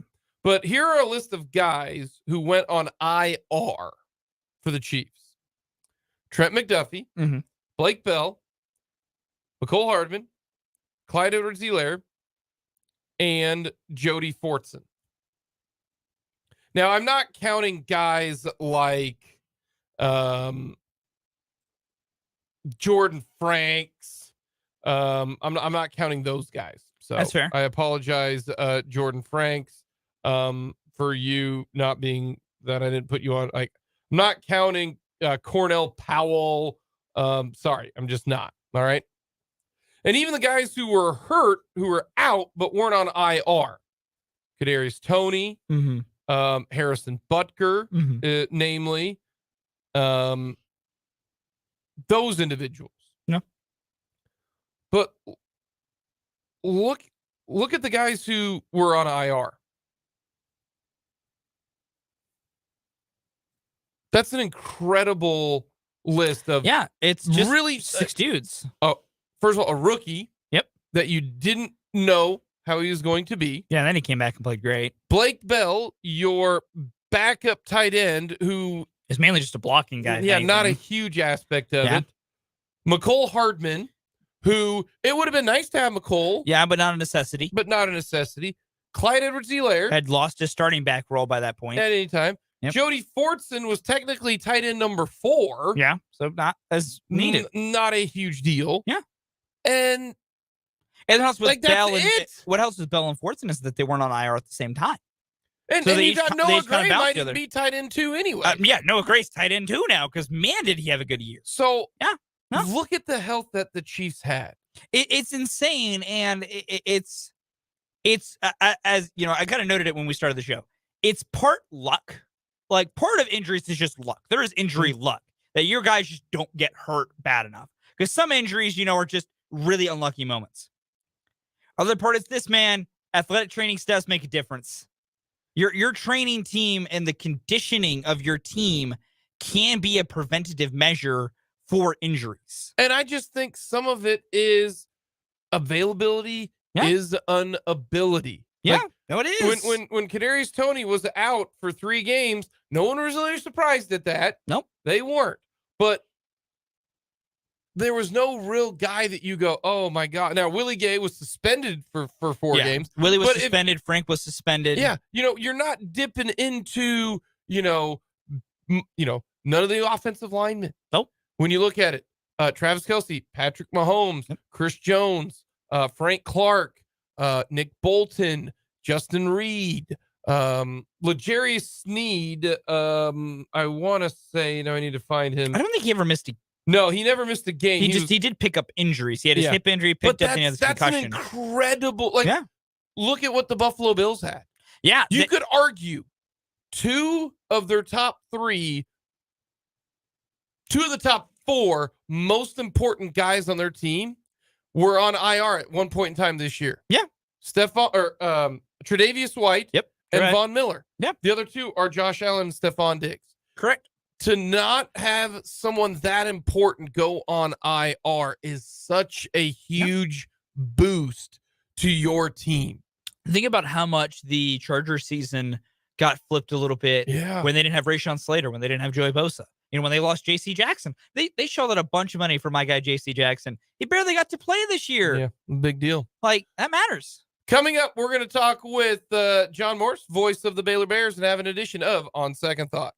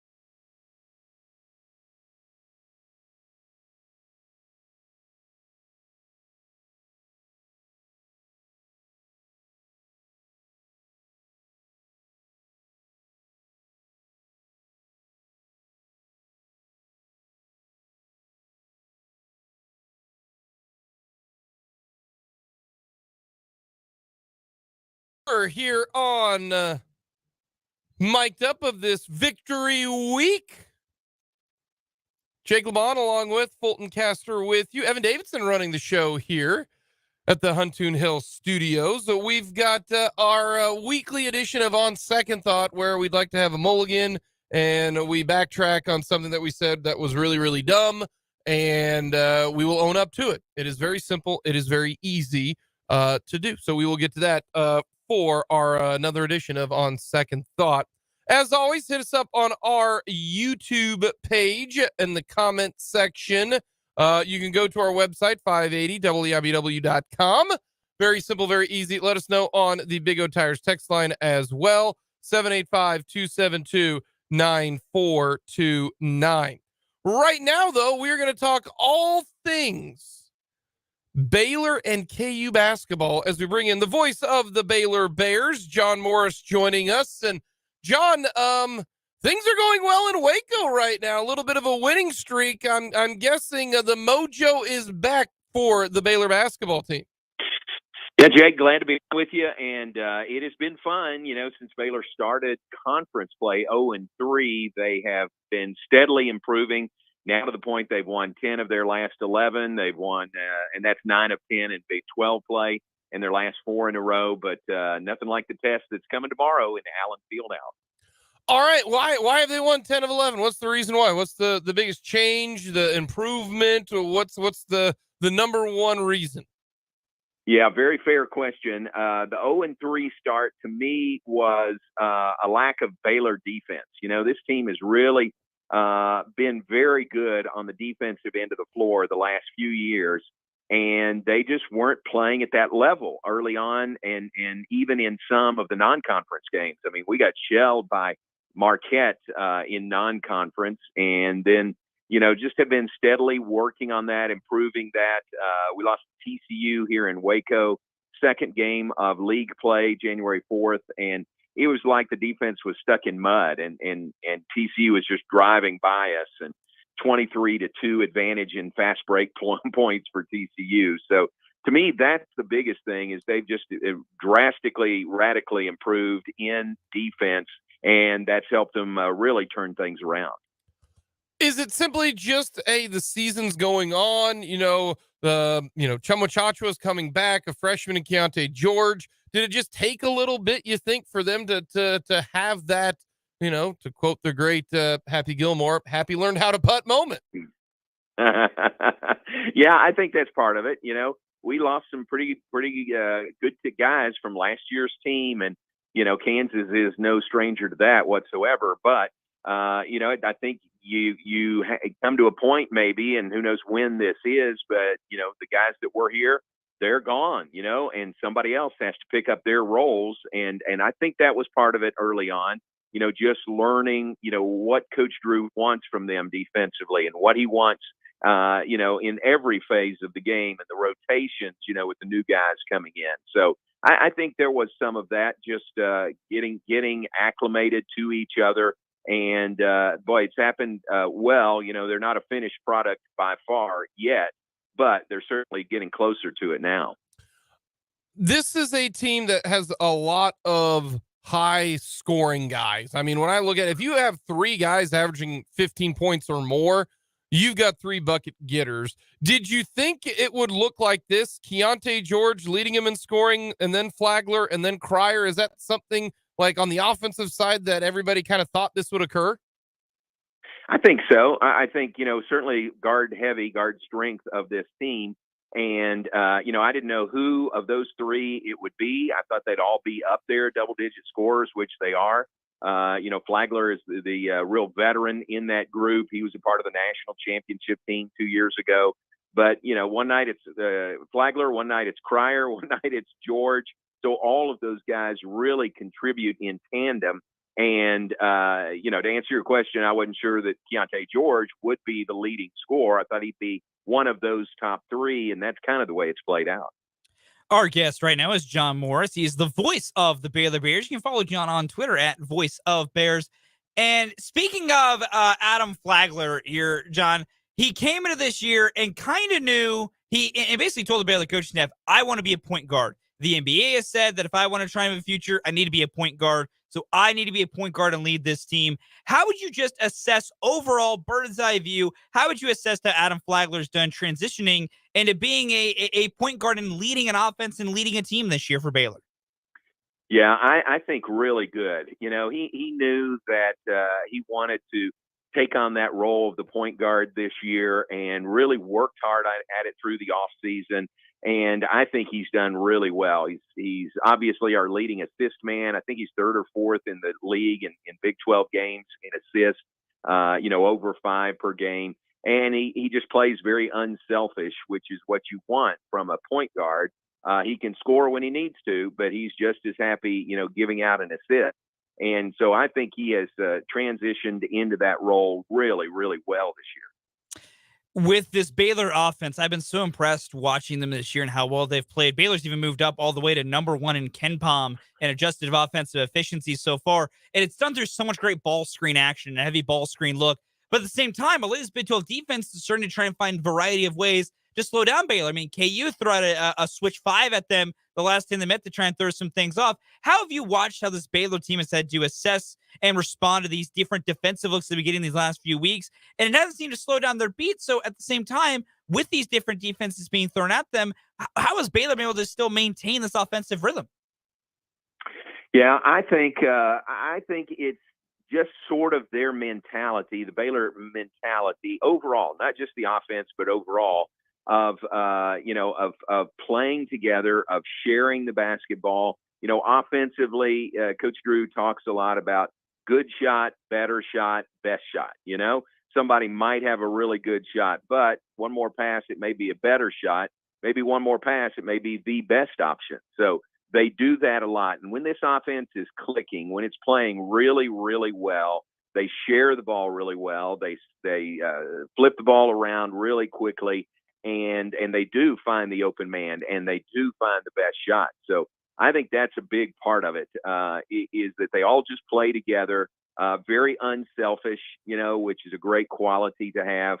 And I think that shows in their productivity. When both KU and Baylor, when they met down in Waco about a month ago, DeJuan Harris, KU's point guard, had about one of his worst games of the year. Only had 2 points, only 4 assists on 1 of 5 shooting. What did you think Baylor's defense has done when playing DeJuan Harris this year that kind of stifled him in that first matchup? And do you think that's something they can try and repeat, even though DeJuan Harris is playing much better right now for KU? Is that something you think they can try and repeat coming with this matchup in Allen Fieldhouse tomorrow afternoon? Yeah, I don't know. I mean, from a Baylor perspective, I sure hope so, because Baylor's chances go way up of winning, if DeJuan Harris doesn't have a great game. But listen, he is great. I mean, he is one of the top point guards in this league, and he's playing so well right now. So I think Baylor just goes into the game knowing that he is a real key. Jalen Wilson is obviously a real key. Kevin McCullough also. So and Grady Dick. So there's so many guys that they have to contend with, and DeJuan Harris is one of those. I'm not sure they even look at that first game. Maybe they look at it and see what they did that seemed to kind of slow him down a little bit. But other than that, I think they just have great respect for him and so many weapons that Kansas has. One other big change, I would say, since the last time that Baylor and KU met is for Baylor. They now have everyday Jonathan Tchamwa back in their lineup, purely off the court. What does it mean to this team just for him to be back with the team, fully engrossed here from just an intangible perspective? What does it mean to Baylor to have everyday John back with the team? Well, that's a good question, and the answer is it means a ton. And he has been with the team the whole way.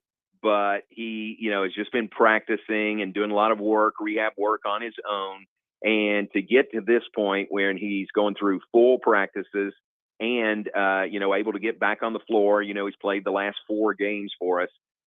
It's just tremendous. And his impact on the floor, I think you can see that. But his impact off the floor is maybe more impactful because he is such a team first guy. He's the huddle up guy. If you watch the team and there's a dead ball and maybe there's a free throw coming, it's Jonathan that what puts his hand in the air and signals everybody to huddle up. He gets them together, and that's just him in a nutshell. That's his personality. So just having him back and then back on the floor contributing is huge for this Baylor team. And it's a great story, as severe as his knee injury was, for him to be back this quickly, really, and it's been just over a year now. It's been a year and a week, so that's how long since his injury. It's nothing short of a miracle that he is back out there and playing as well as he is. We're talking with the voice of the Baylor Bears, John Morris, here on Mic'd Up. KU taking on Baylor at Allen Fieldhouse, and I find it interesting that Baylor is on their, and correct me if I'm wrong, John, you obviously know your team better than I do. This is the longest winning streak that Baylor's ever had against KU, correct? Back-to-back wins? That's probably right. The wins have been few and far between for Baylor against Kansas. And so that's probably right. 2 straight wins would be the most in a row. So, just great respect for that program, and especially with the game tomorrow in Allen Fieldhouse. We know how tough it is in there. So I think it sets up as a really great game and a really great advertisement for the Big 12 Conference. These 2 teams, 2 of the 3 tied for the lead in the Big 12 Conference. I think it's a real showcase for our league tomorrow. Game day being there to kind of set the stage. So I think it's just going to be a great game between these 2, and I hope the game lives up to the pregame billing. The matchup that you think will be very important on the court, who guards Jalen Wilson? Who will have that task? Yeah, everybody. I don't know. Can you put everybody on Jalen Wilson? I don't know. You can't do that because there's so many other guys that are weapons for Kansas. Size-wise, it may be Jalen Bridges, and they match up pretty well size-wise at least. So he may get that task a little bit. But, Baylor likes to play 3 guards, and you'll see 3 guards probably the majority of the game tomorrow. And that makes it difficult, to match up sometimes because, a guy the size of Jalen Wilson, who do you have that you can put on him? So I think everybody may have a shot at him tomorrow, size-wise. I would guess Jalen Bridges, but it's a tall task for sure. All righty. My last two for the road for you, John. The very first one is, do you have your favorite Jerome Tang story? Because he is very well liked right now in Manhattan. I know the K-State team is on a bit of a skid right now, but the fact that he got K-State ranked in the top 10 and got him all the way up to top 5 at one point in time. Do you have a favorite Jerome Tang story that you can share with us? I got so many. He was 19 years and just terrific. And he's a part of the Baylor family and always will be, even though we're playing against him now and against his Wildcats. And we'll play over in Manhattan on Tuesday. My favorite story is at one point somebody gave Coach Drew and Coach Tang, I think, both of them, a bottle of champagne. And they told the coaches, they said, crack this open on a significant moment, at a big occasion. And so Coach Drew and Coach Tang said, all right, we'll do that. So Baylor wins the national championship in 2021, and they don't open the bottle of champagne then. When Coach Tang got the job at Kansas State, that's when they opened the bottle of champagne. So that shows how close he and Coach Drew are. They are like brothers. I mean, they really are, because of the time they spent together, the way they built this program together. And it wasn't just those 2, but, they were the 2 that were here the entire time through the first 19 years for Coach Drew.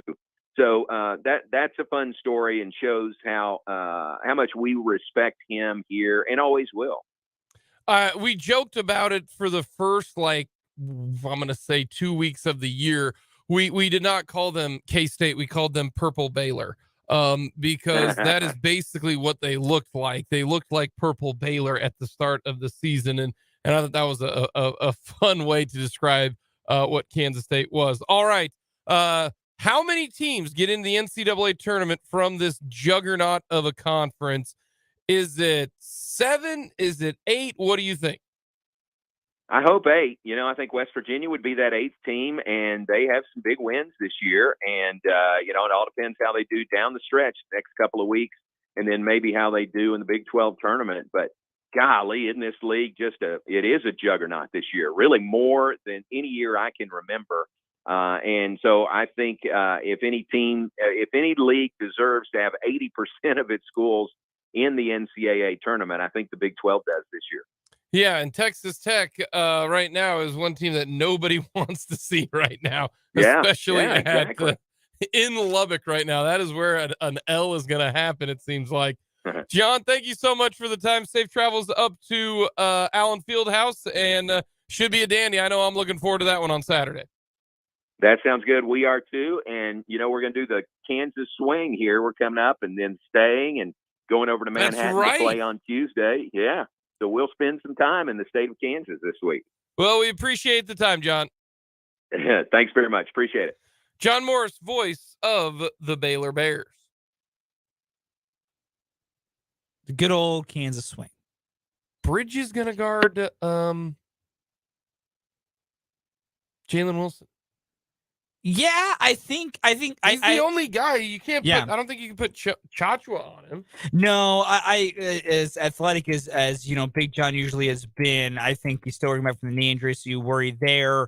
I think Bridges has the right combination of size and other things working together that would make it to where you could try and put him on Jalen. But I also don't think that John's wrong in the idea of just they all do.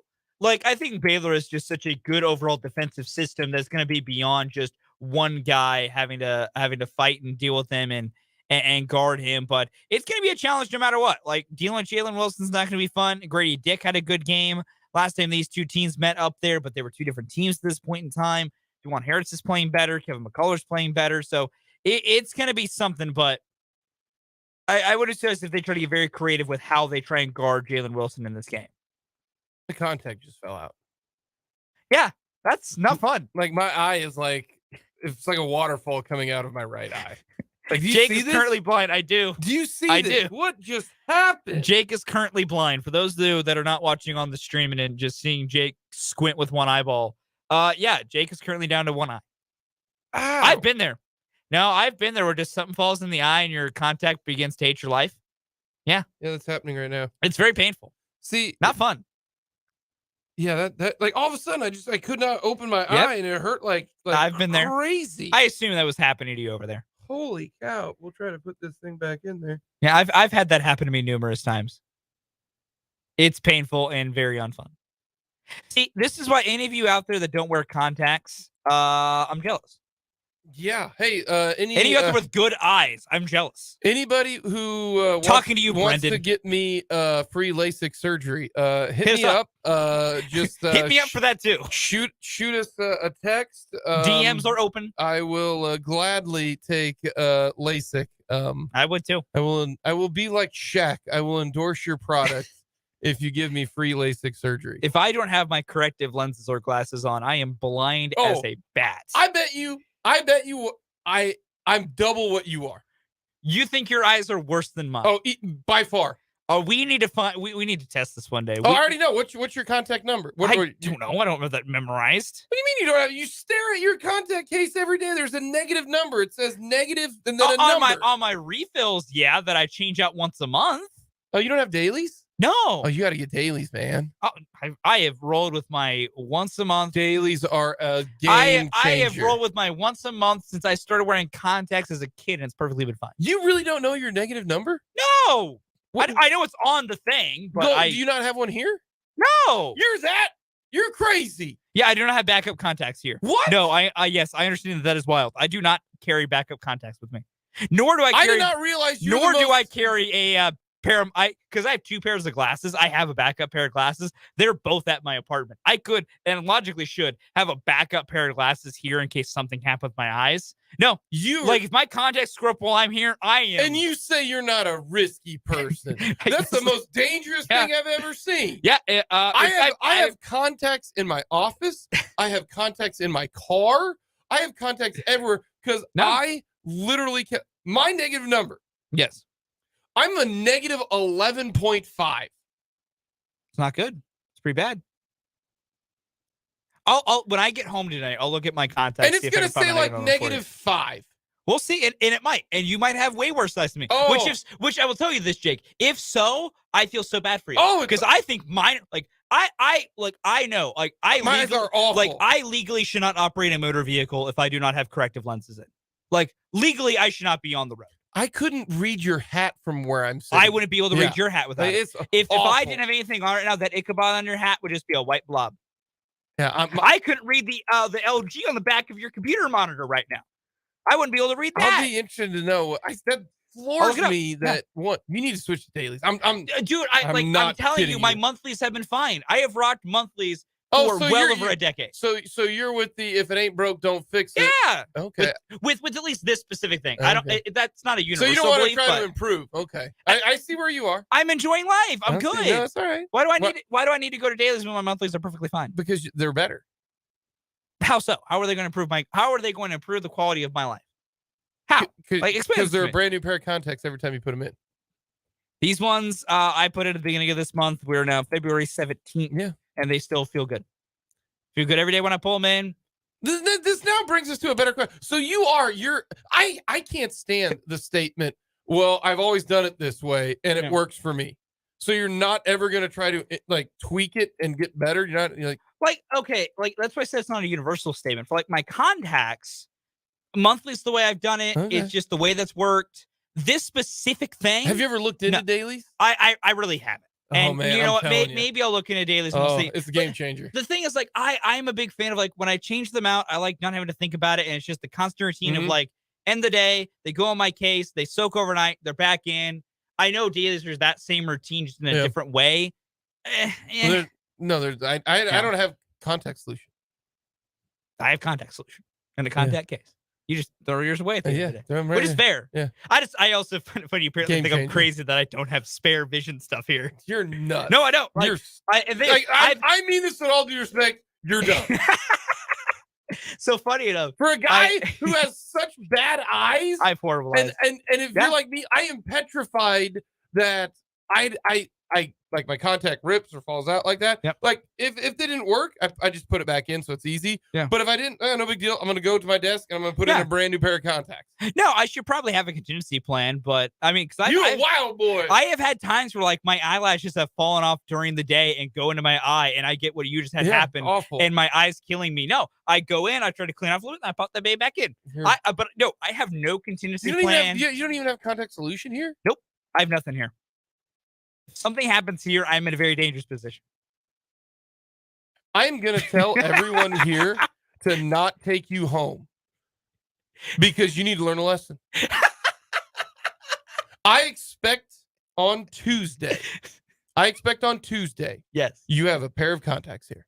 What if I just bring back a pair of glasses? Because I can still see with those. Easily. It's some type of extra you want me to have an insurance policy here? Yes. Enhancement that I'm nervous for you right now. I'm fine. I've yet to have a problem. No, you are not fine. You are living on the edge. You're not wrong. There's something were to happen. I knew you no, crazy man. person. Coming up next, we've got our edition of On Second Thought here on Mic'd Up.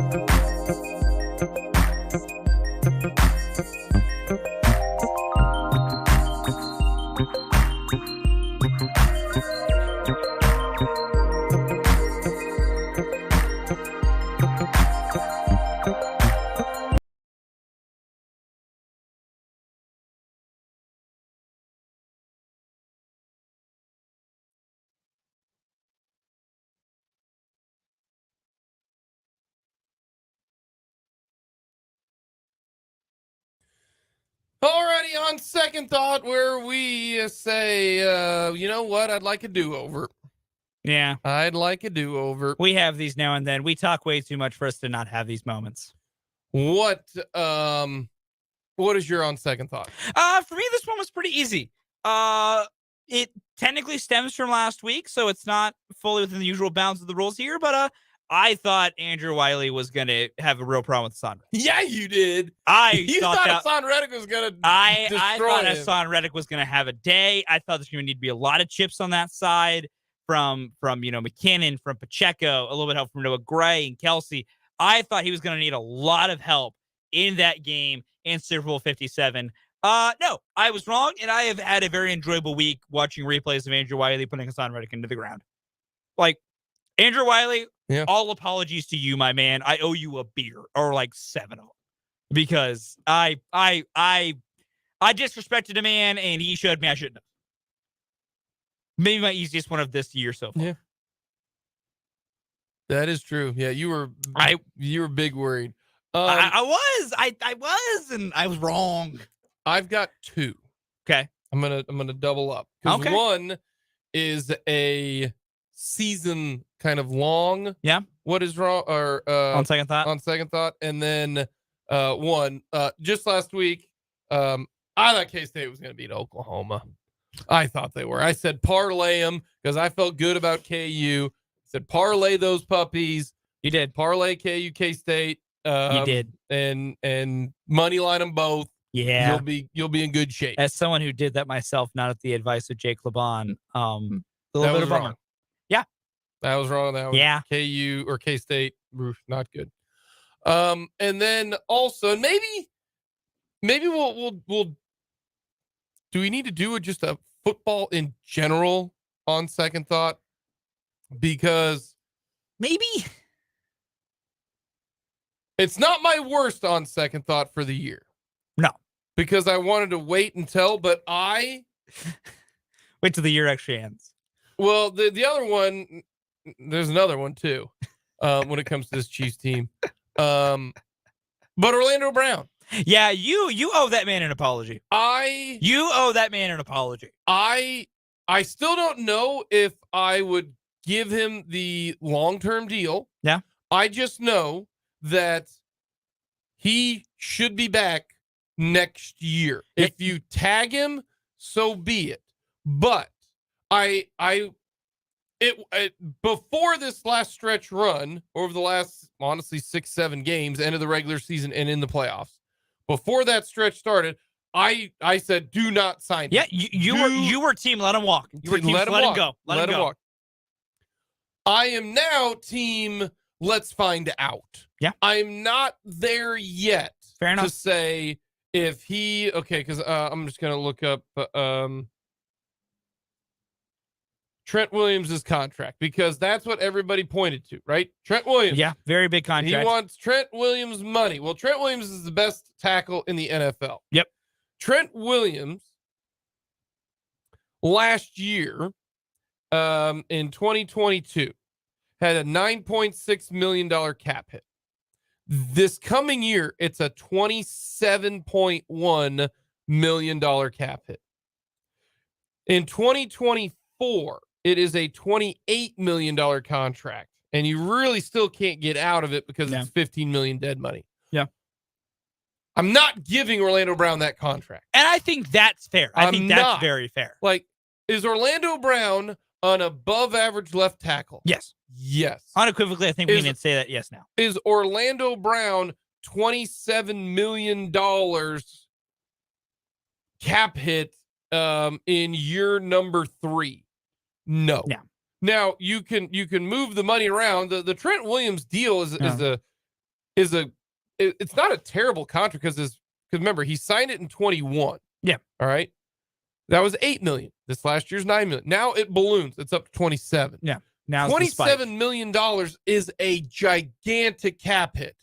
But you're all right with it if you are elite. If you are the best player at your position, which Trent Williams is. He's the best left tackle in football. I don't do that. Yeah. Just because he was great for a 6-game stretch doesn't mean you give him $110 million guaranteed. Yeah.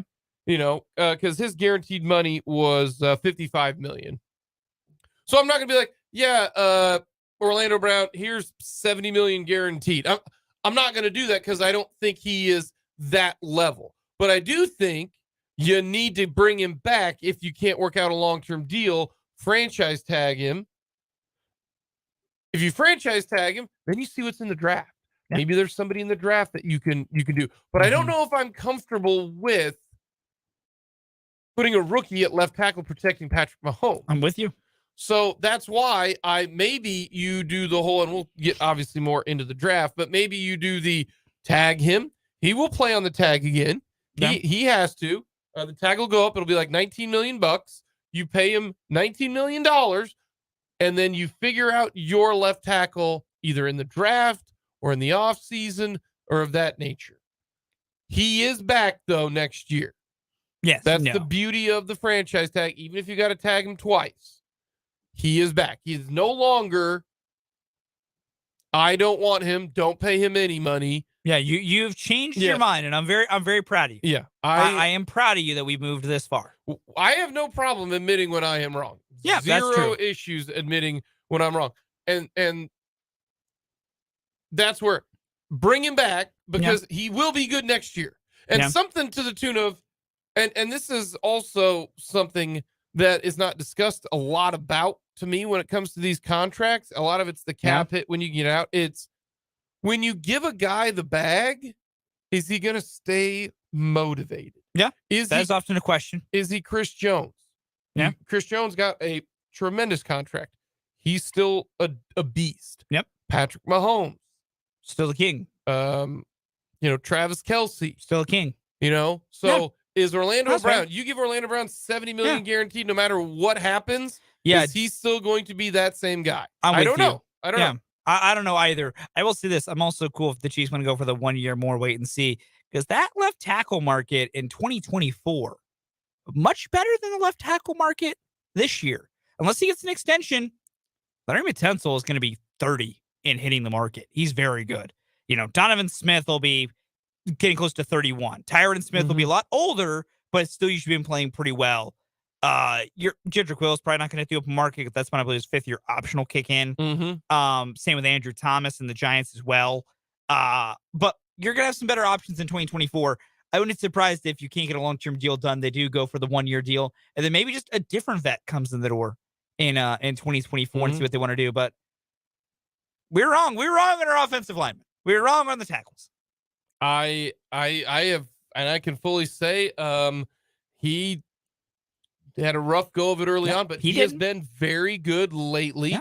I just don't think that he's not the Patrick Mahomes of left tackle, so I'm not going to give him the Patrick Mahomes of left tackle. Would you pay him top 5 of tackle money?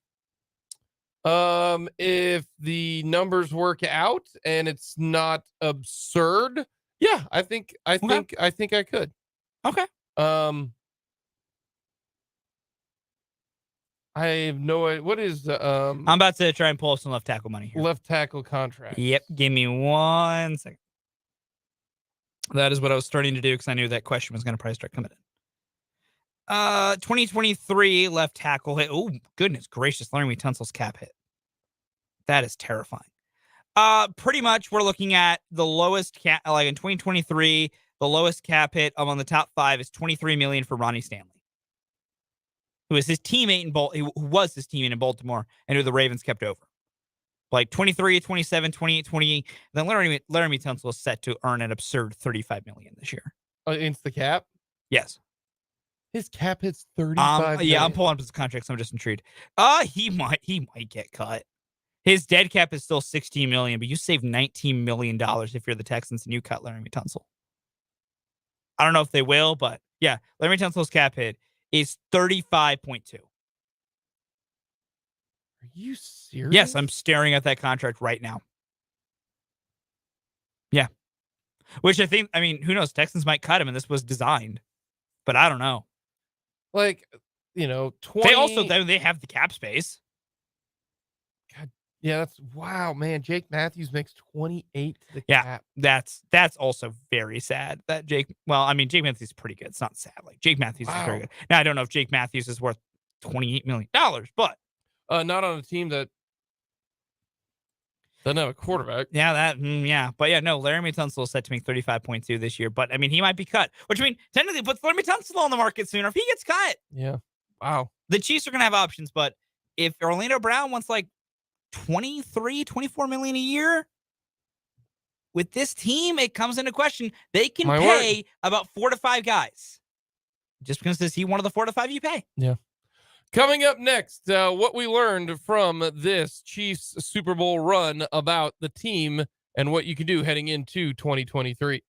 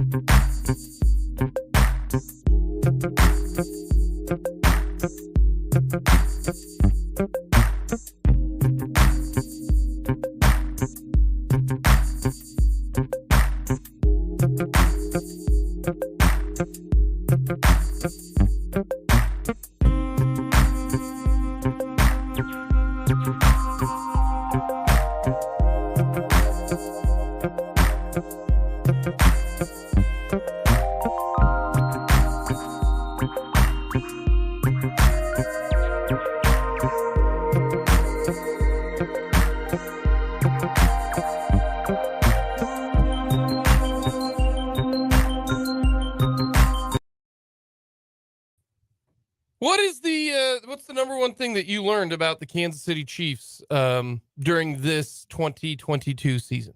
This defense is going to be good next year, man. Like, I get we're coming off a game where they gave up 35 points, and so it might sound absolutely crazy for me to say that's the number one thing I learned is how good this defense could be. But, man, you give all these young guys the chance to learn some more. Chris Jones gets even better. I think George Karlaftis is going to put even more things together. You had a couple other young pieces, veteran pieces to this. All those young corners get a year better. I mean, Trent McDuffie's already so good after 1 year. I just got a feeling like they made Philadelphia work for every blade of grass in that Super Bowl. And credit to them. They did it. Or every inch of ice because it was slippery. Yeah. Trussell, too. You know, they had to do a lot. I really think this defense is going to be good next year. They do have a defensive tackle depth issue. Yeah, they're going to have to figure that out. Colin Saunders and Derek Nottie and Turk Wharton are all technically free agents this year. Well, Turk is restricted, isn't he? I looked this up yesterday. I think Turk is an RFA. Because I'm like he was an 98% undrafted. sure. Yes, I'm like with you. I'm like 98% sure Turk is a restricted. So Turk will be back for sure. I know Derek Nottie and Colin Saunders are both unrestricted free agents. I know that for sure. We knew that because Nottie just signed a 1-year deal. Yeah, and Saunders. And I mean, I'm of the belief he keeps Saunders over Nottie. That's my personal belief. Yes, Turk Wharton is a restricted free agent. Yeah, so he'll be back. Yeah, but he's coming off an ACL. We never know how that's going to go. I'd bring back Saunders over Nottie, but they do have a defensive tackle thing that need to be sorted, but I think they will. That's really the biggest position. Yeah. That, and I don't think safe because then Cook's going to take over for Thornhill. Yeah, because, I mean, you could bring back one Thornhill if the number's right. If not, Cook, and then you go to third safety, and you have the re-sign Deion Bush to something cheap, or they kept Najee Johnson on the roster for special teams. He step in to be the third safety? Yeah, and then edge rusher, you have Dana and Karlaftis. You're going to have to replace Clark because they're not going to keep Clark. No, you're cutting him. And Dunlap. So, yeah. I learned that the Kansas City Chiefs offensively don't need a number one wide receiver if you have another number one elsewhere.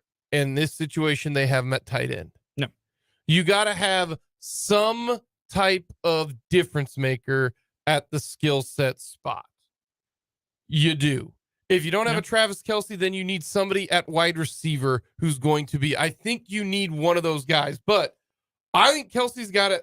I think he's got 2 more years left in him. I think he's got 2023 and 2024.